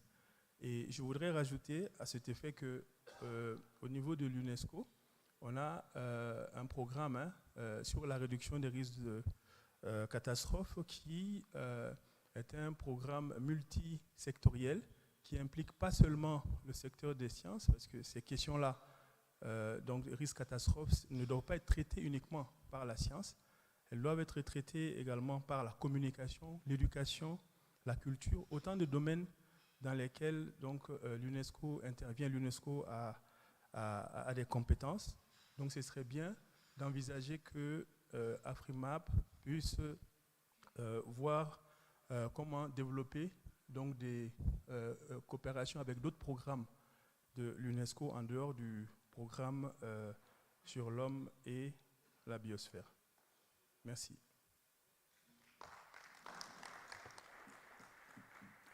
Thank you for the addition. I'm sure the rapporteur are taking note.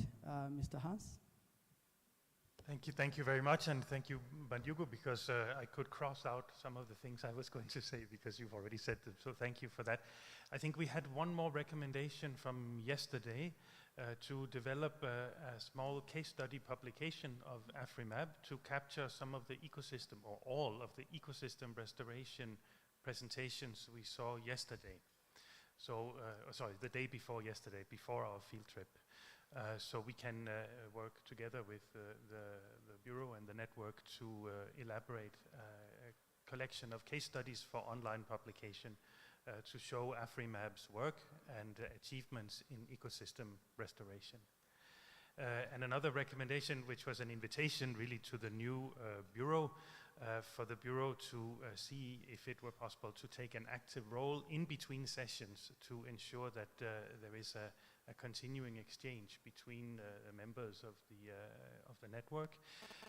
The Bureau may also consider to update its membership, because the membership is by country, to ensure that gender balance is strengthened in the composition of the Bureau.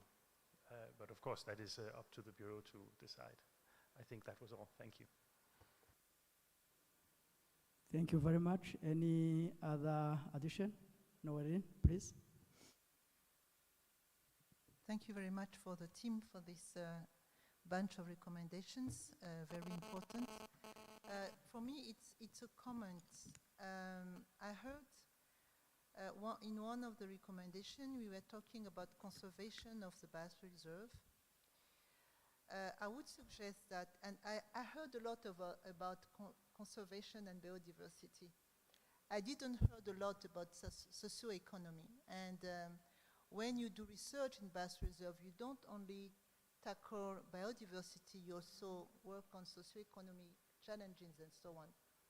So I would propose that with regard to the research, the research on conservation of biosphere reserve, I would suggest that we put research on sustainable management of biosphere reserve, because then it includes conservation issues but also development issues. I also see that rightly there is a recommendation on indigenous and local communities engagement.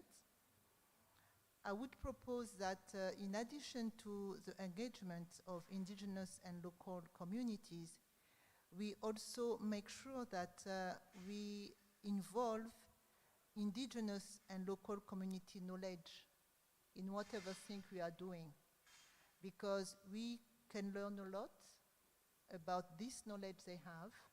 So it's not only about engaging them and involving them, it's also about taking into account their knowledge and share share it with us. I think that's my comment. Thank you. Thank you very much, Noreen. Madam.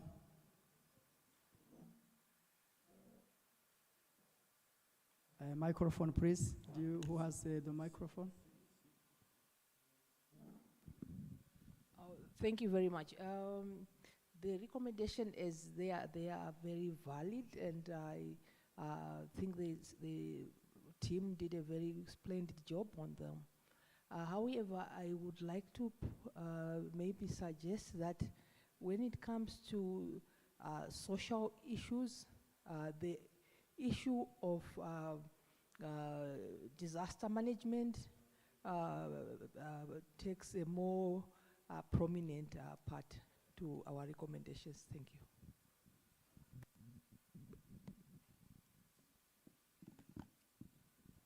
Thank you very much.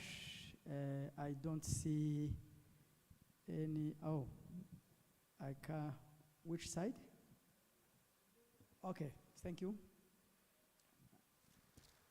Thank you.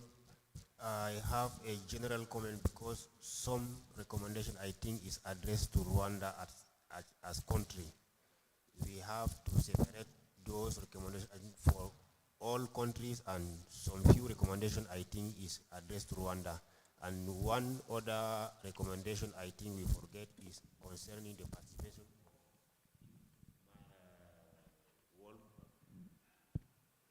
participation of Biosphere Reserve Congress in China. I think is not in those recommendations we have presented. Thank you.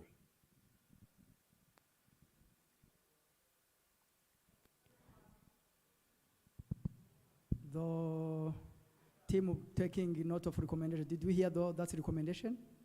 Okay, thank you. Finally, yeah, you have the microphone. Okay, thank you.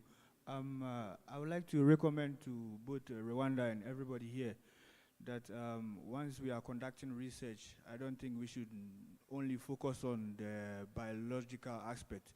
We need to also understand the social and the economic aspect of the people living within the biosphere reserves. And then we should need to communicate the results of those research to people to better understand how we can find the synergy between man and then biosphere. Thank you.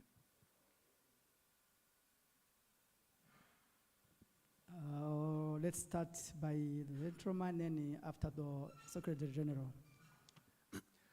Thank you very much. I wish to congratulate, I think, the team that was working on the recommendations for doing a good job. But I also want to suggest that since we did not have access in advance to look at this recommendation, so our input has been limited in also the sense that the screen, what was appearing was very small, and therefore we couldn't follow. We would request that if the team working on these recommendations can be able to package them in light of the comments that have come from the floor and then circulate to us, since now we have a WhatsApp way or means, or even using our email, then we can be able to give some more input so that at the end of it we have recommendations that reflect the discussions of our meeting, and they can be used in future for records. Thank you.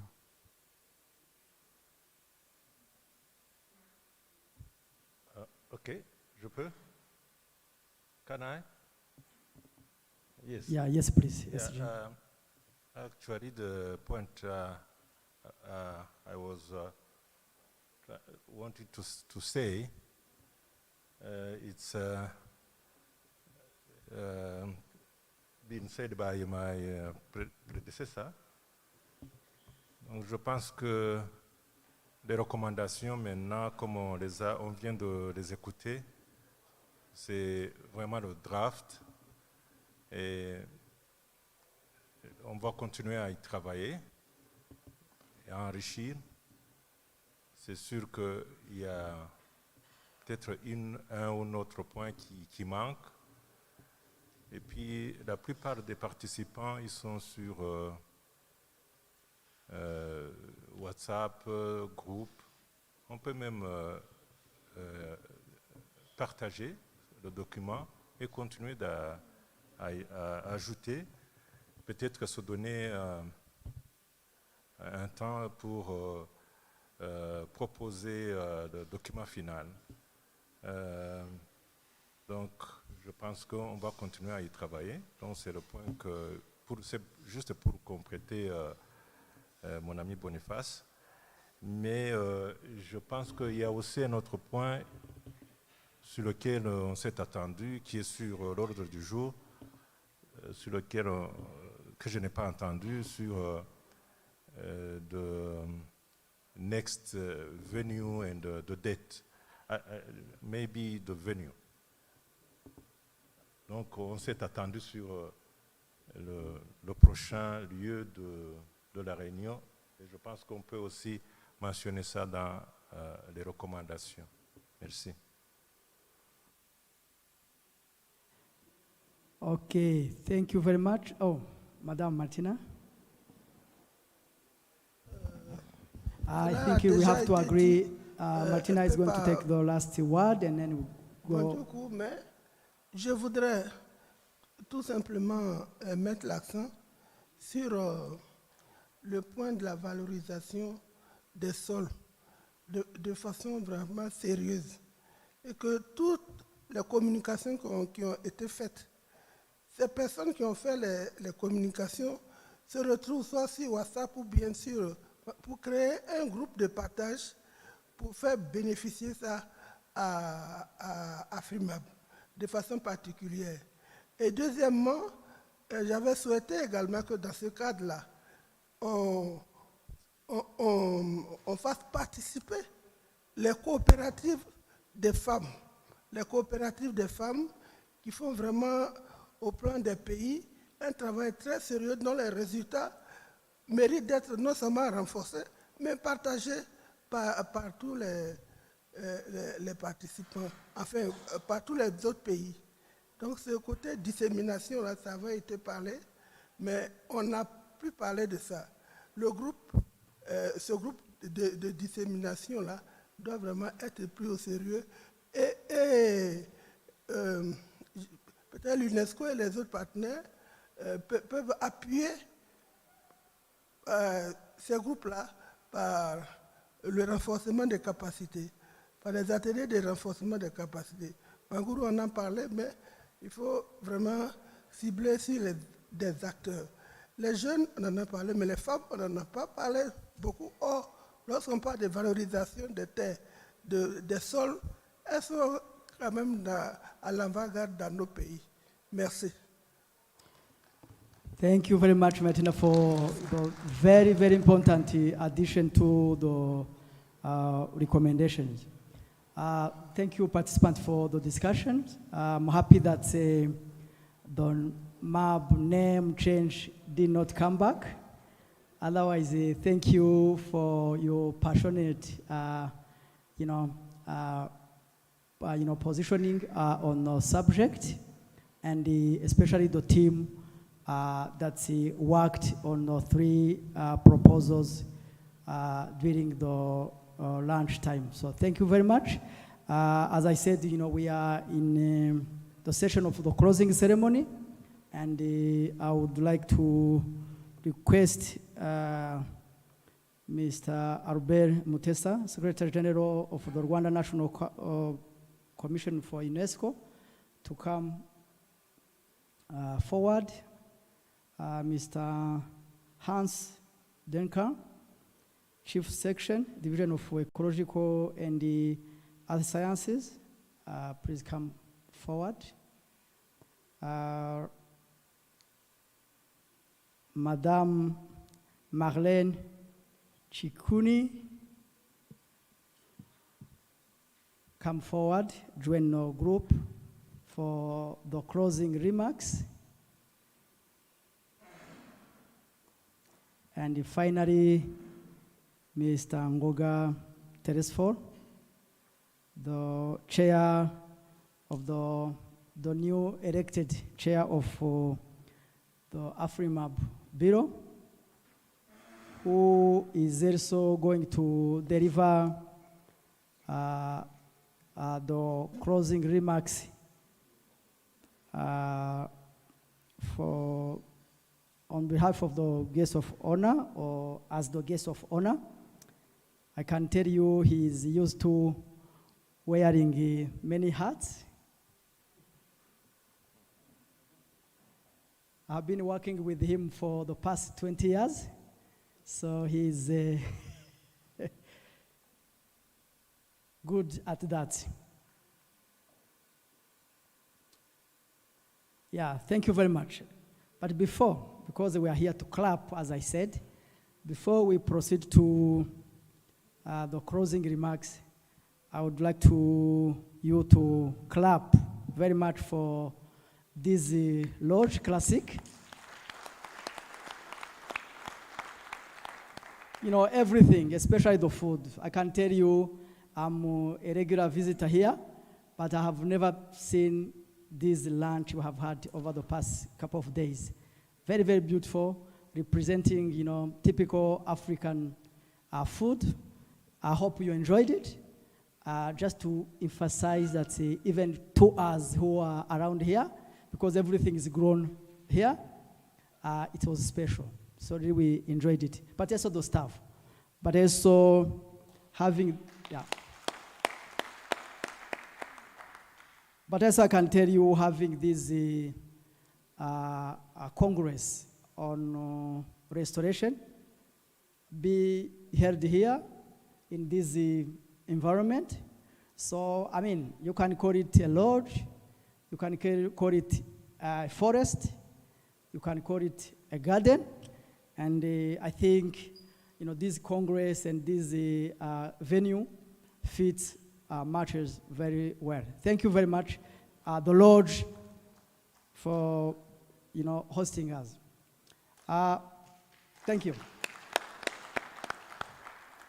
Yeah, as I said, we are going to start the closing remarks with Albert Mutesa, who is the Secretary General of the Rwanda National Commission for UNESCO. Mr. Albert.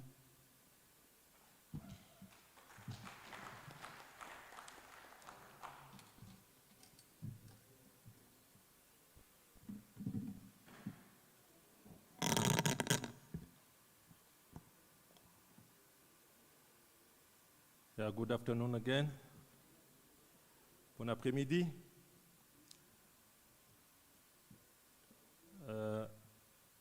Dear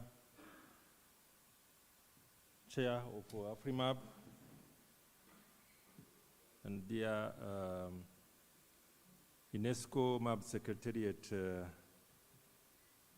delegation and the UNESCO delegation and delegate head of delegation and their colleagues from our country, member state, local partner, and our organizing team. Dear you all, at the end of this seventh General Assembly meeting, I'm very, very happy to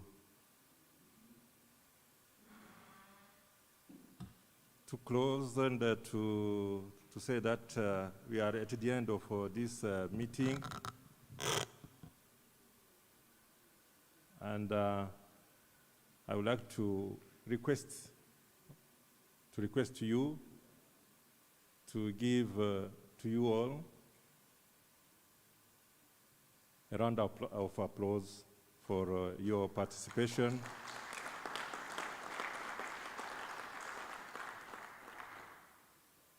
For your contribution and the discussion we have made here for these 4 days. I hope that you have enjoyed your stay here in Rwanda, particularly here in Musanze. And I think you are happy also for the meeting outcomes, the meeting achievement, and the recommendations that have been read by the rapporteur.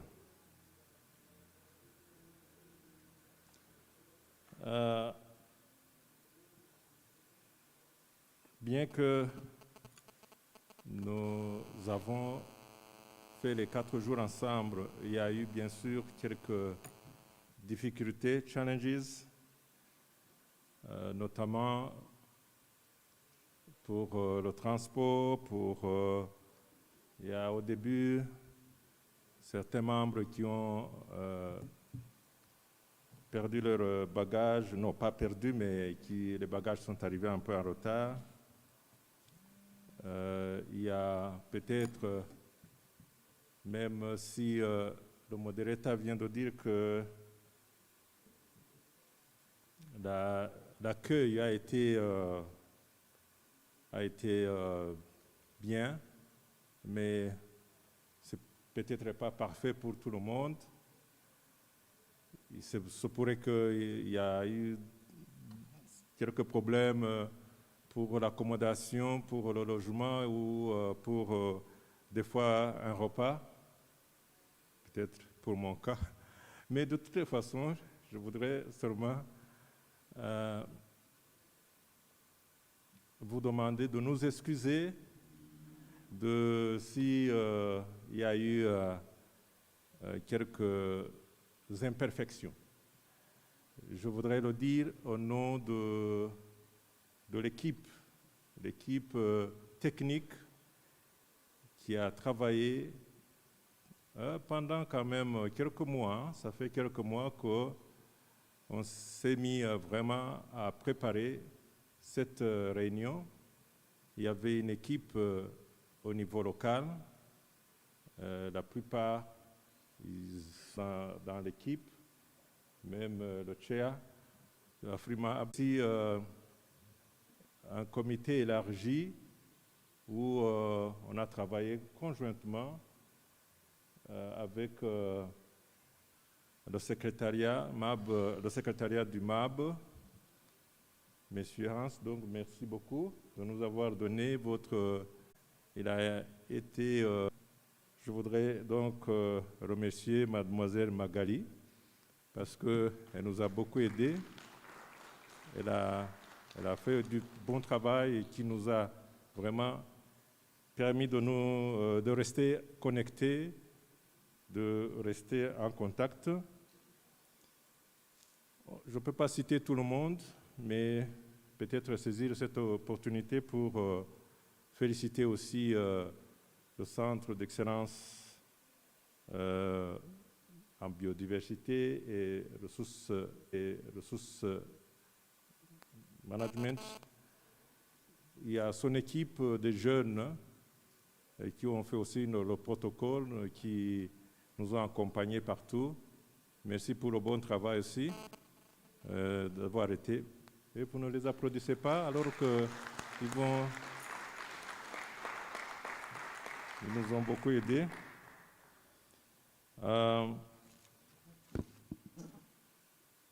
Je pense que au nom de la Commission nationale rwandaise pour l'UNESCO, je voudrais vous promettre que nous allons rester, travailler ensemble, collaborer pour la suite. Le chair of Afrima Bureau, on travaille souvent ensemble comme d'habitude et il est dans le MAB Committee au niveau du Rwanda et on va faire de sorte que on facilite le travail et le contact avec les autres comités MAB et avec aussi le MAB Secretariat. Je sais que la Commission nationale reste quand même l'institution point focal et qui facilite ces contacts. Donc, sans prendre beaucoup de temps, je voudrais encore une fois vous remercier d'être venu, d'avoir contribué et d'aller continuer aussi à travailler ensemble pour mettre en exécution les recommandations. Et sur ce, je voudrais vous souhaiter un bon voyage et un bon retour à la maison et dans vos pays respectifs. Je vous en remercie.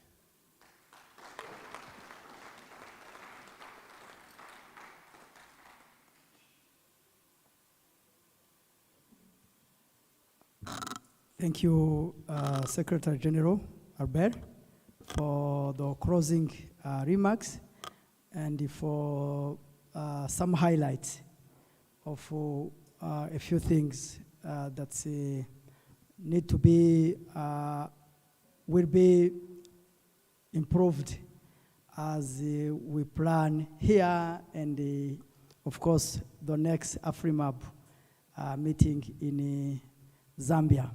Thank you very much. So now next person to share the closing remarks is Mr. Hans. Welcome.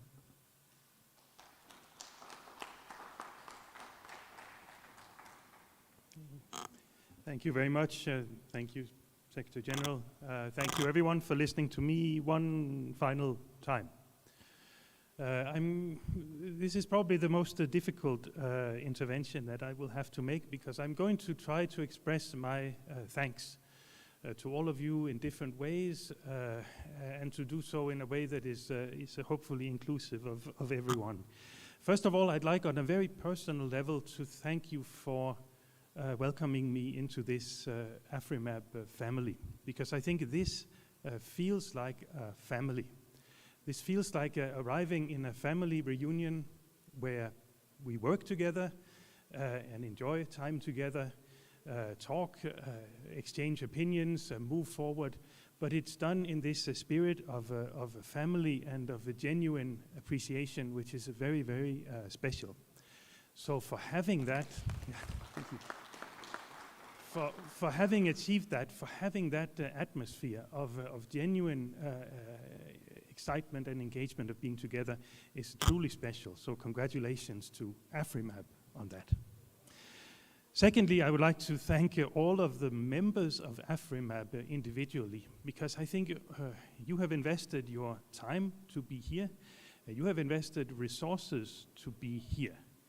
And the fact that you do that for each General Assembly and for the work that you do in between is testimony to the high degree of belief and confidence and a sense of belonging to this network.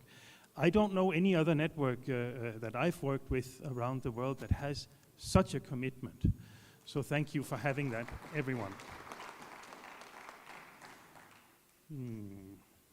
Let's see. Thank you to the youth for being here. Thank you for those young people who made the effort to come all the way here. Thank you to the young people of Rwanda who participated and lent their views in such a spectacular way to this meeting. Thank you.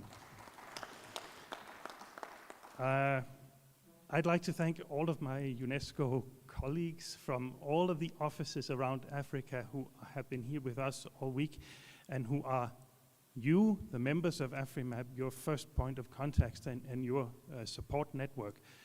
We are all a team. Can I ask all of you to stand up just so people can see you one last time?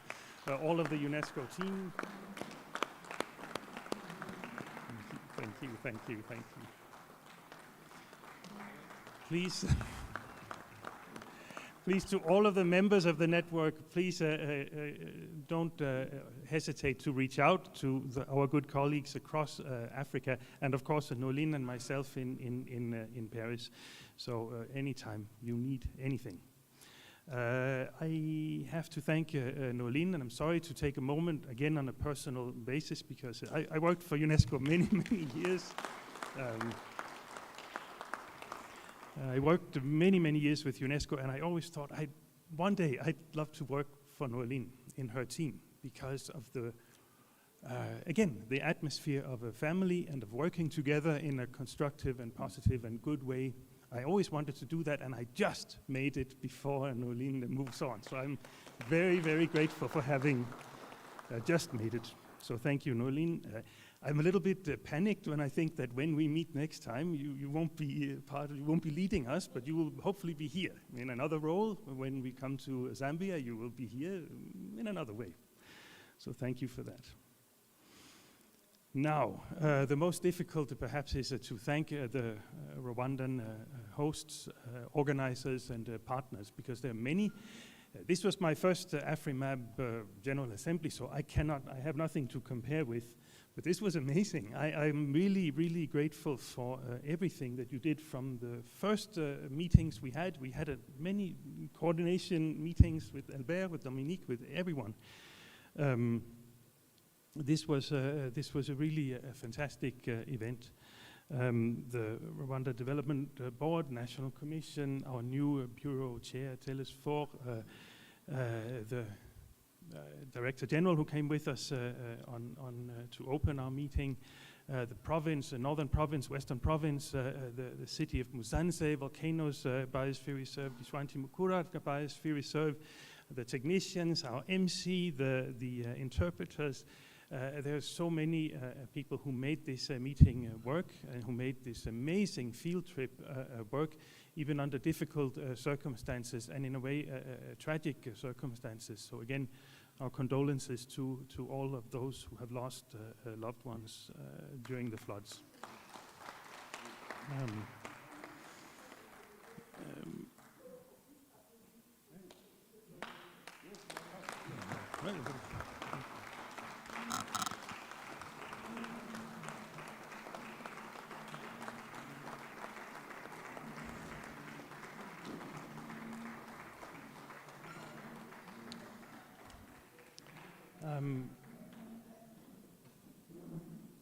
We will meet again, and as we heard, we will meet frequently online. We will have chances to discuss between now and in 2 years' time, and we will meet again for the 8th General Assembly of AfriMab in Zambia.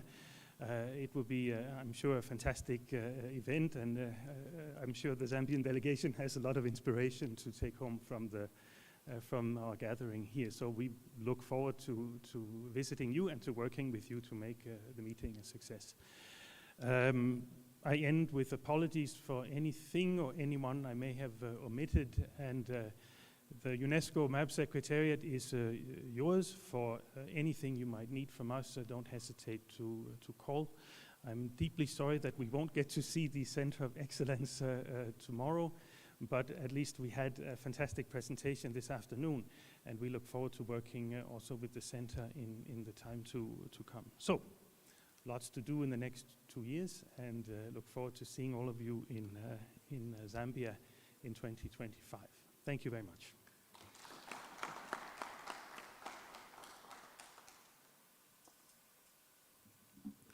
Thank you very much, Mr. Hans, for the closing remarks and expressing gratitude to many people, individuals who contributed to this assembly.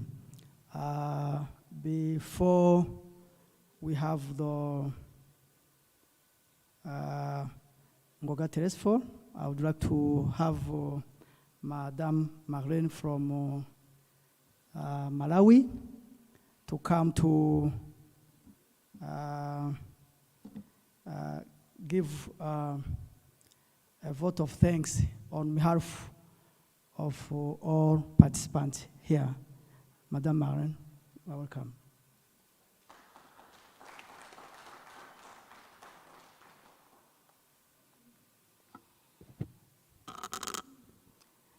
Good afternoon, everyone.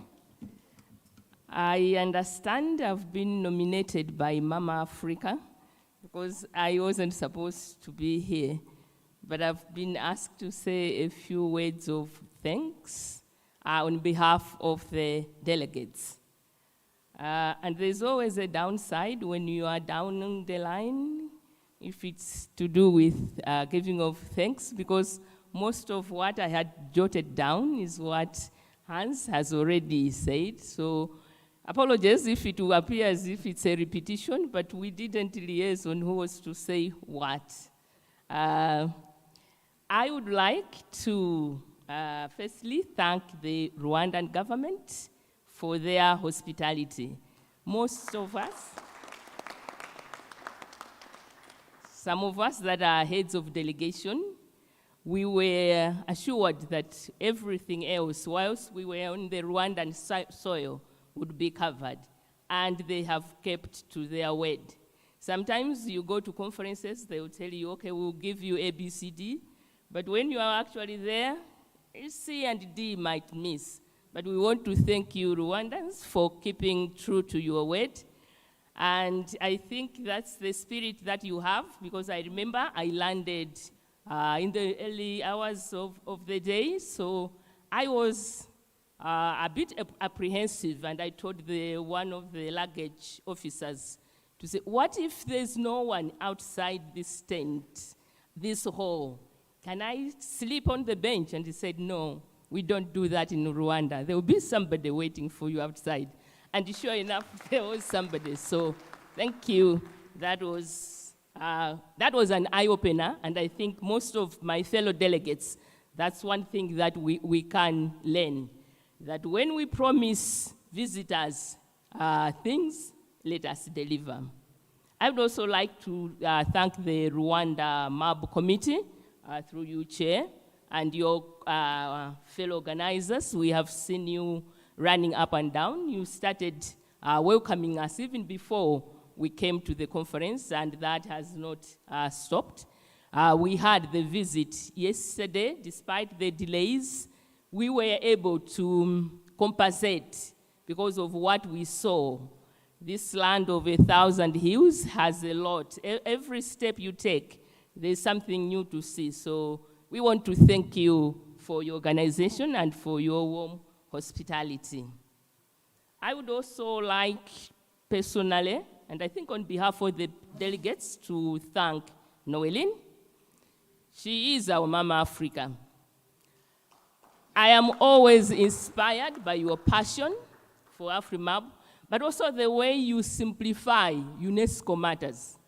Whatever I can read on a document, it would be like, this is UNESCO. But you come here and then you just give bullets and so it's like, so that's what they were trying to say. So I would like to say thank you that for the past congresses that I have attended, you haven't changed. You are still very warm, you are still very approachable, and I think if we haven't learned anything, this is the time, because she told us she's retiring in June. She said that, I think, 2 years ago, and here she still is. I am sure we'll meet in Zambia. If not, you come as an ex-official, because you are AfriMab. And also, thank you, Hans. This is your family. Welcome. And we look forward to working with you. Fellow participants, I would also like to thank you for the networks that we are making, that we have made, and also the sort of camaraderie that we have had. I have enjoyed interacting with fellow delegates this morning from the Gorilla Doctor, thank you, but also the stages that Rwanda has gone through. Because we were like, how do you convince a local community member not to maybe poach or to conserve natural resources, and yet natural resources is what somebody would depend on. And he told us it has taken us time, more than 10 years. So it's not like we designate a biosphere reserve and then everybody is on board. No. It's been a journey. So maybe that's also something for us that are in the process, not to lose hope. There is light at the end of the tunnel. And I think for us, some of us, those would be apartments you'd get in a city. So somebody with a job, would be living in that. But to think that there are community members who have been accommodated and then they have all those services, it was like, well done, Rwanda. So I would like to thank you for these best practices that you have been able to showcase and share with us. So there are lessons that we are picking, and hopefully we will adapt when we get back. But apart from the model village, yes, we went to the land of the gorillas, and it was as if I had trekked up 6 hours to see those gorillas, just having that video at that center. When you are coming in from the outside, it's like, okay, this is more or less like academics. But you go in, it's a museum, it's like natural history museum, it's like an ecological setup, but also it's like a space whereby you are in the jungle. And that's something maybe that some of us, when we go back, we can recommend.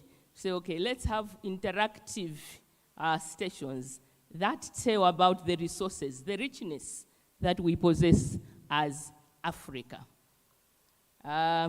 Your security is also something that I have learned personally. I was chatting with my sister when we were coming from lunch. She was wondering, I just had my little sling bag, and she says, where's your bag? And I told her, it's in the hall. I'll find it. She said, hey, we went elsewhere. We came back from lunch. The bag was missing. And I told her, no. We were told that all our items would be safe, and they have been safe. So maybe that's also a spirit that we as Africans, we should be our brothers' keepers. We should be able to value what belongs to others. We should always try to do to others what we would like them to do to us. And I think you have shown that in action. Nobody has complained of maybe a missing, I don't know. Lots of the gadgets we have would have gone missing if this meeting was taking place elsewhere. And I'm speaking from experience. So for that, I would like to say thank you. But also the ICT, here I am, I can see myself down there, you can see myself.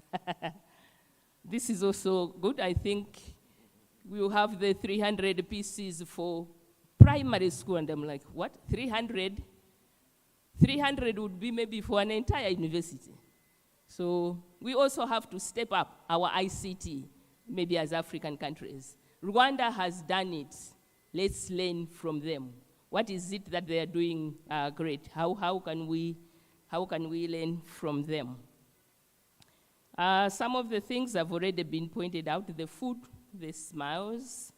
But maybe I just wanted to say, if you want to know the way to the 8th AfriMab venue, come to Malawi. We will take you there. We are excited to host the next, we are excited for Zambia to host the next AfriMab. So you are all welcome to visit. With these few remarks, Murakoze, land of 1,000 hills, for lifetime memories. Merci.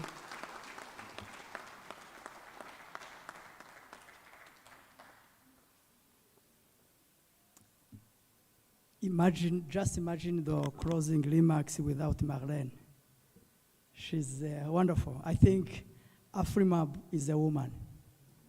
No question about it. Now we are coming to the end of this assembly, and I would like to call Mr. Ngoga Teresfor, who is the elected chair of AfriMab Bureau. He's going to close this assembly, General Assembly, as the new elected chair of the Bureau. I'm sure he's going to raise our expectations about the next 2 years. Most welcome, Ngoga.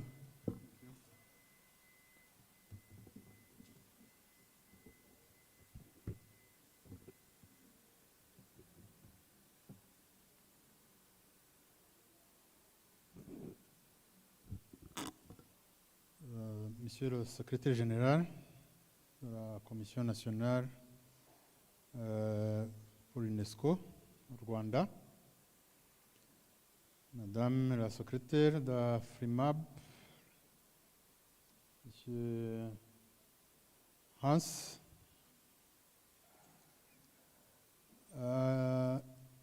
dear delegates, participants in your respective protocols,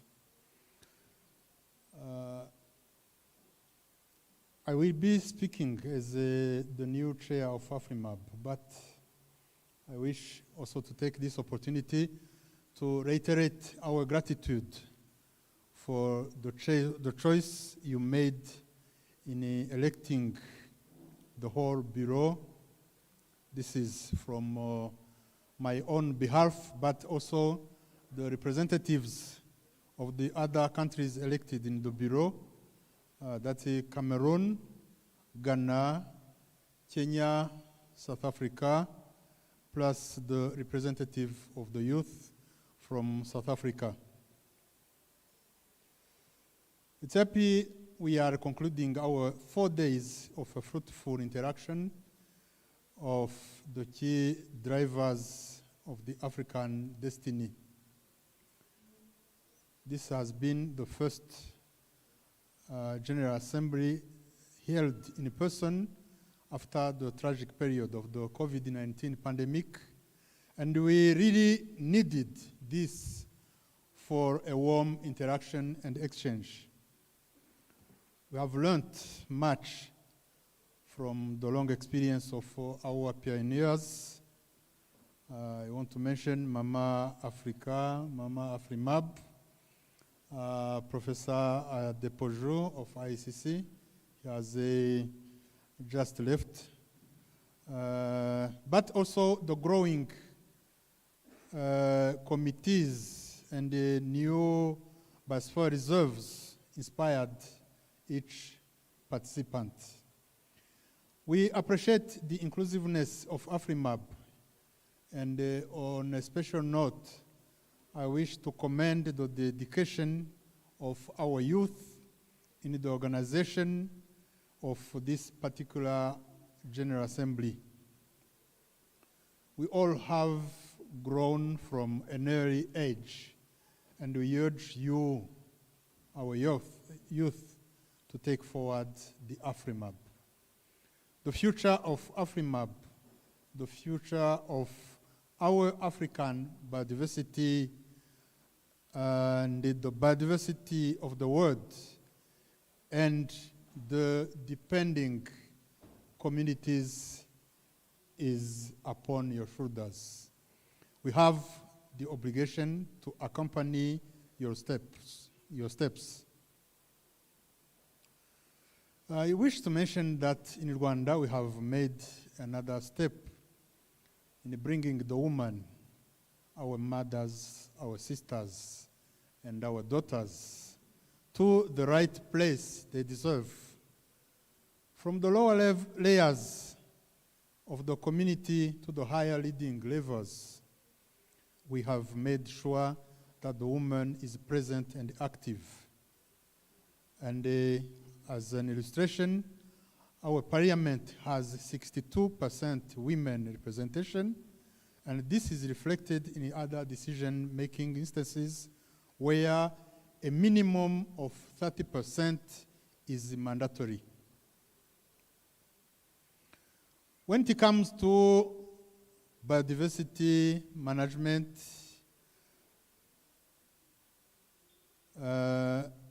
we are mindful that our mama are the ones who care for our lives, requiring most of the time the intense use of natural resources, water, firewood, weaving materials, dyeing materials, etc. and any program aiming at a sustainable use of the resources should seek and consider their valuable contribution. I appreciate that after the election of the new Bureau of MAB, of AfriMAB, most of you had this observation that we lacked women in the team, urging the respective countries to see how a rearrangement could make possible an inclusion of women. AfriMAB concludes its 7th General Assembly, but do we know the MAB? That's a question that has been asked during this assembly. Do we know the MAB? Do we know about it? Do we know about AfriMAB? It has been observed that the concept is still not well known by a large population of the member states, and this challenges the new bureau to fill this gap in organizing an extended capacity building, targeting the different layers of our populations, and necessarily involving decision makers, women, and the youth. Learning from MAB will also be made easier by the use of all the means in place, including the traditional papers, newspapers, books, and signage, but also the trending use of new technologies and social media to reach any layer of the targeted audience. Mindful of the role biosphere reserves are to play in promoting nature conservation, education, research, and community livelihoods, our role will be to call all statutory stakeholders to play their own role and bring MAB to reality for everyone. As suggested by some participant delegates, and with reference to the floods and the landslides catastrophe we experienced yesterday, we should make sure that MAB includes in its programs the use of appropriate technologies to address disasters. Our lives matter. The lives of our populations matter.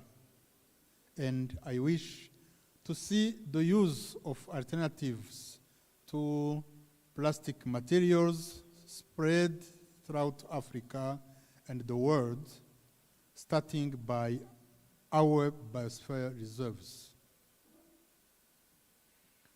The recommendations adopted are the fruit of our own work.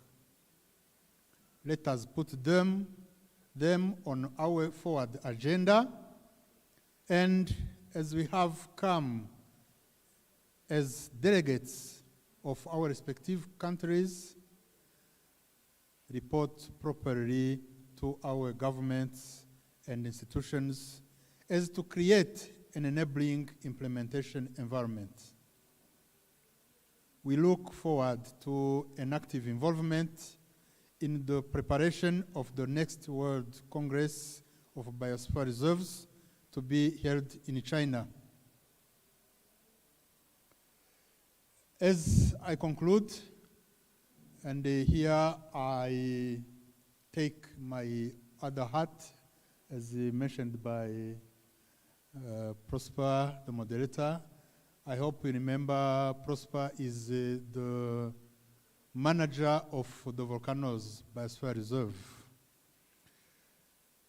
And on behalf of the local organizers, I wish to thank you again for having chosen Rwanda for the General Assembly and having accepted to come to Rwanda. Rwanda Cup for the next occasions. Don't hesitate to mention to the technical teams any observation in this regard, and we appreciate your kind contribution. Rwanda's biosphere reserves include the Volcanoes Biosphere Reserve, which is home to the latest specimen of mountain gorillas. These creatures, which are believed to be our close cousins, as we share more than 90% of our genome, are at the center of the tourism industry in Rwanda, and the government has put its entire dedication in their conservation for the benefit of the local communities and the whole country. In 2018, the species, I mean the mountain gorilla, was delisted by IUCN from the critically endangered to endangered species list.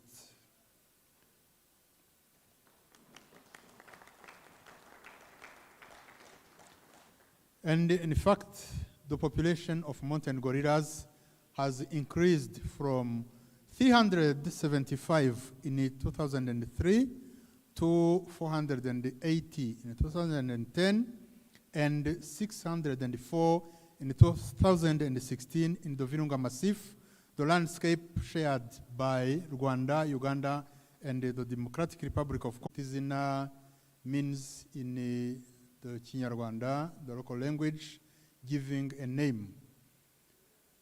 Rwanda organizes. In concluding, I wish also to thank Zambia for having accepted to host the next General Assembly of AFRIMAB.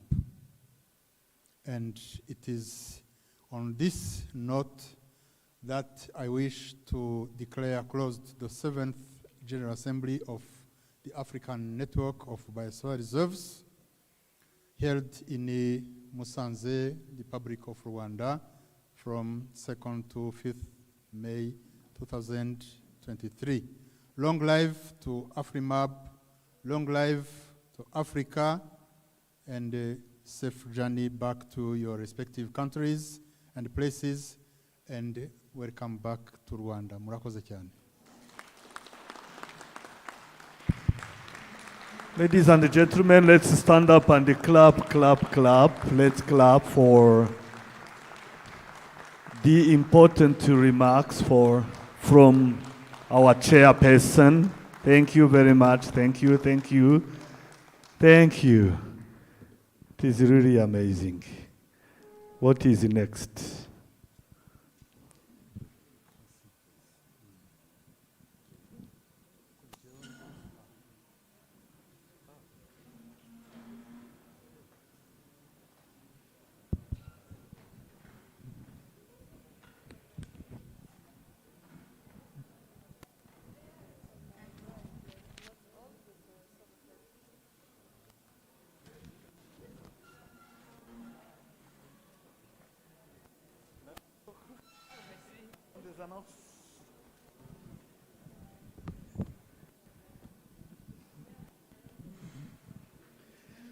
C'est la fin, je ne viens que pour des annonces.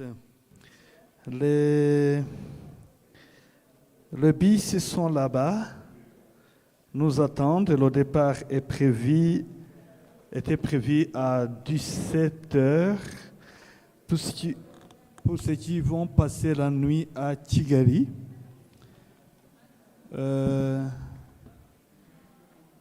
vous allez passer votre nuit à l'hôtel Bon Séjour à Kigali. Bon Séjour, c'est l'hôtel Bon Séjour. Merci beaucoup,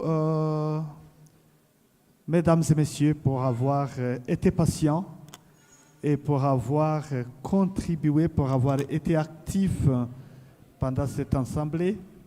Alors, c'est la fin, c'est la récession. Bonne soirée, bonne chance. Nous vous souhaitons aussi de revenir et retourner, comme notre chair l'a précisé, l'a dit. Le Rwanda est un pays accueillant qui souhaite vous accueillir toujours ici, et surtout dans ces cérémonies de conservation, biodiversité, les cérémonies de donner, qui consiste à donner les noms aux gorilles que nous attendons d'ici peu. Je pense que vous allez revenir. Bon, c'est la fin des activités de l'Assemblée pour la 7e fois en Afrique, au Rwanda, à Frimab. Merci beaucoup. Il y a beaucoup de personnes qui étaient présentes, beaucoup de pays qui étaient représentés ici. Merci à toutes les personnes, les participants, mesdames et messieurs, qui sont venus de Bénin, de Burkina Faso, de Comores, îles Comores, South Africa, Afrique du Sud, Mali, Sénégal, Tanzanie, Ouganda, Guinée était là-bas, Cameroun était là-bas, Mozambique était là-bas, Lesotho, Tchad était là-bas, le Rwanda, RDC, République démocratique du Congo. C'est beaucoup de personnes, c'est beaucoup de pays et on a discuté, parlé de beaucoup de choses importantes. On s'est montré influent, important. C'est très bien, nous sommes très contents, nous sommes reconnaissants. Nous reconnaissons votre présence et nous avons reconnu notre présence et notre pays. Ça nous réjouit, ça nous ragaillardit, c'est très important. Alors, ceux qui s'apprêtent à partir pour Kigali, il est temps de partir. Je porte à votre connaissance que les bus sont là-bas, les bus vous attendent. Bon travail à la maison quand vous arrivez à la maison dans vos pays. Il faut multiplier les efforts à conserver, à protéger. Merci Maman Afrimab, joyeux anniversaire et 68 ans. Ça nous a fait plaisir, ça a dérogé notre joie, nos émotions. C'est très bien, ça se fera sentir, ça se fait sentir toujours. Voilà, merci. C'était l'Assemblée générale pour la 7e fois d'Afrimab. La prochaine Assemblée est prévue en Zambie. On ira là-bas. La Zambie nous donne cette invitation dorénavant, préalablement. Merci beaucoup à l'ingénieur Télésphore, à Wachea. Merci, monsieur le secrétaire général. Mesdames et messieurs, nous remercions Aradibi pour avoir donné tout ce qu'il faut, tout ce qu'il a fallu pour que cette assemblée soit possible et rendue possible.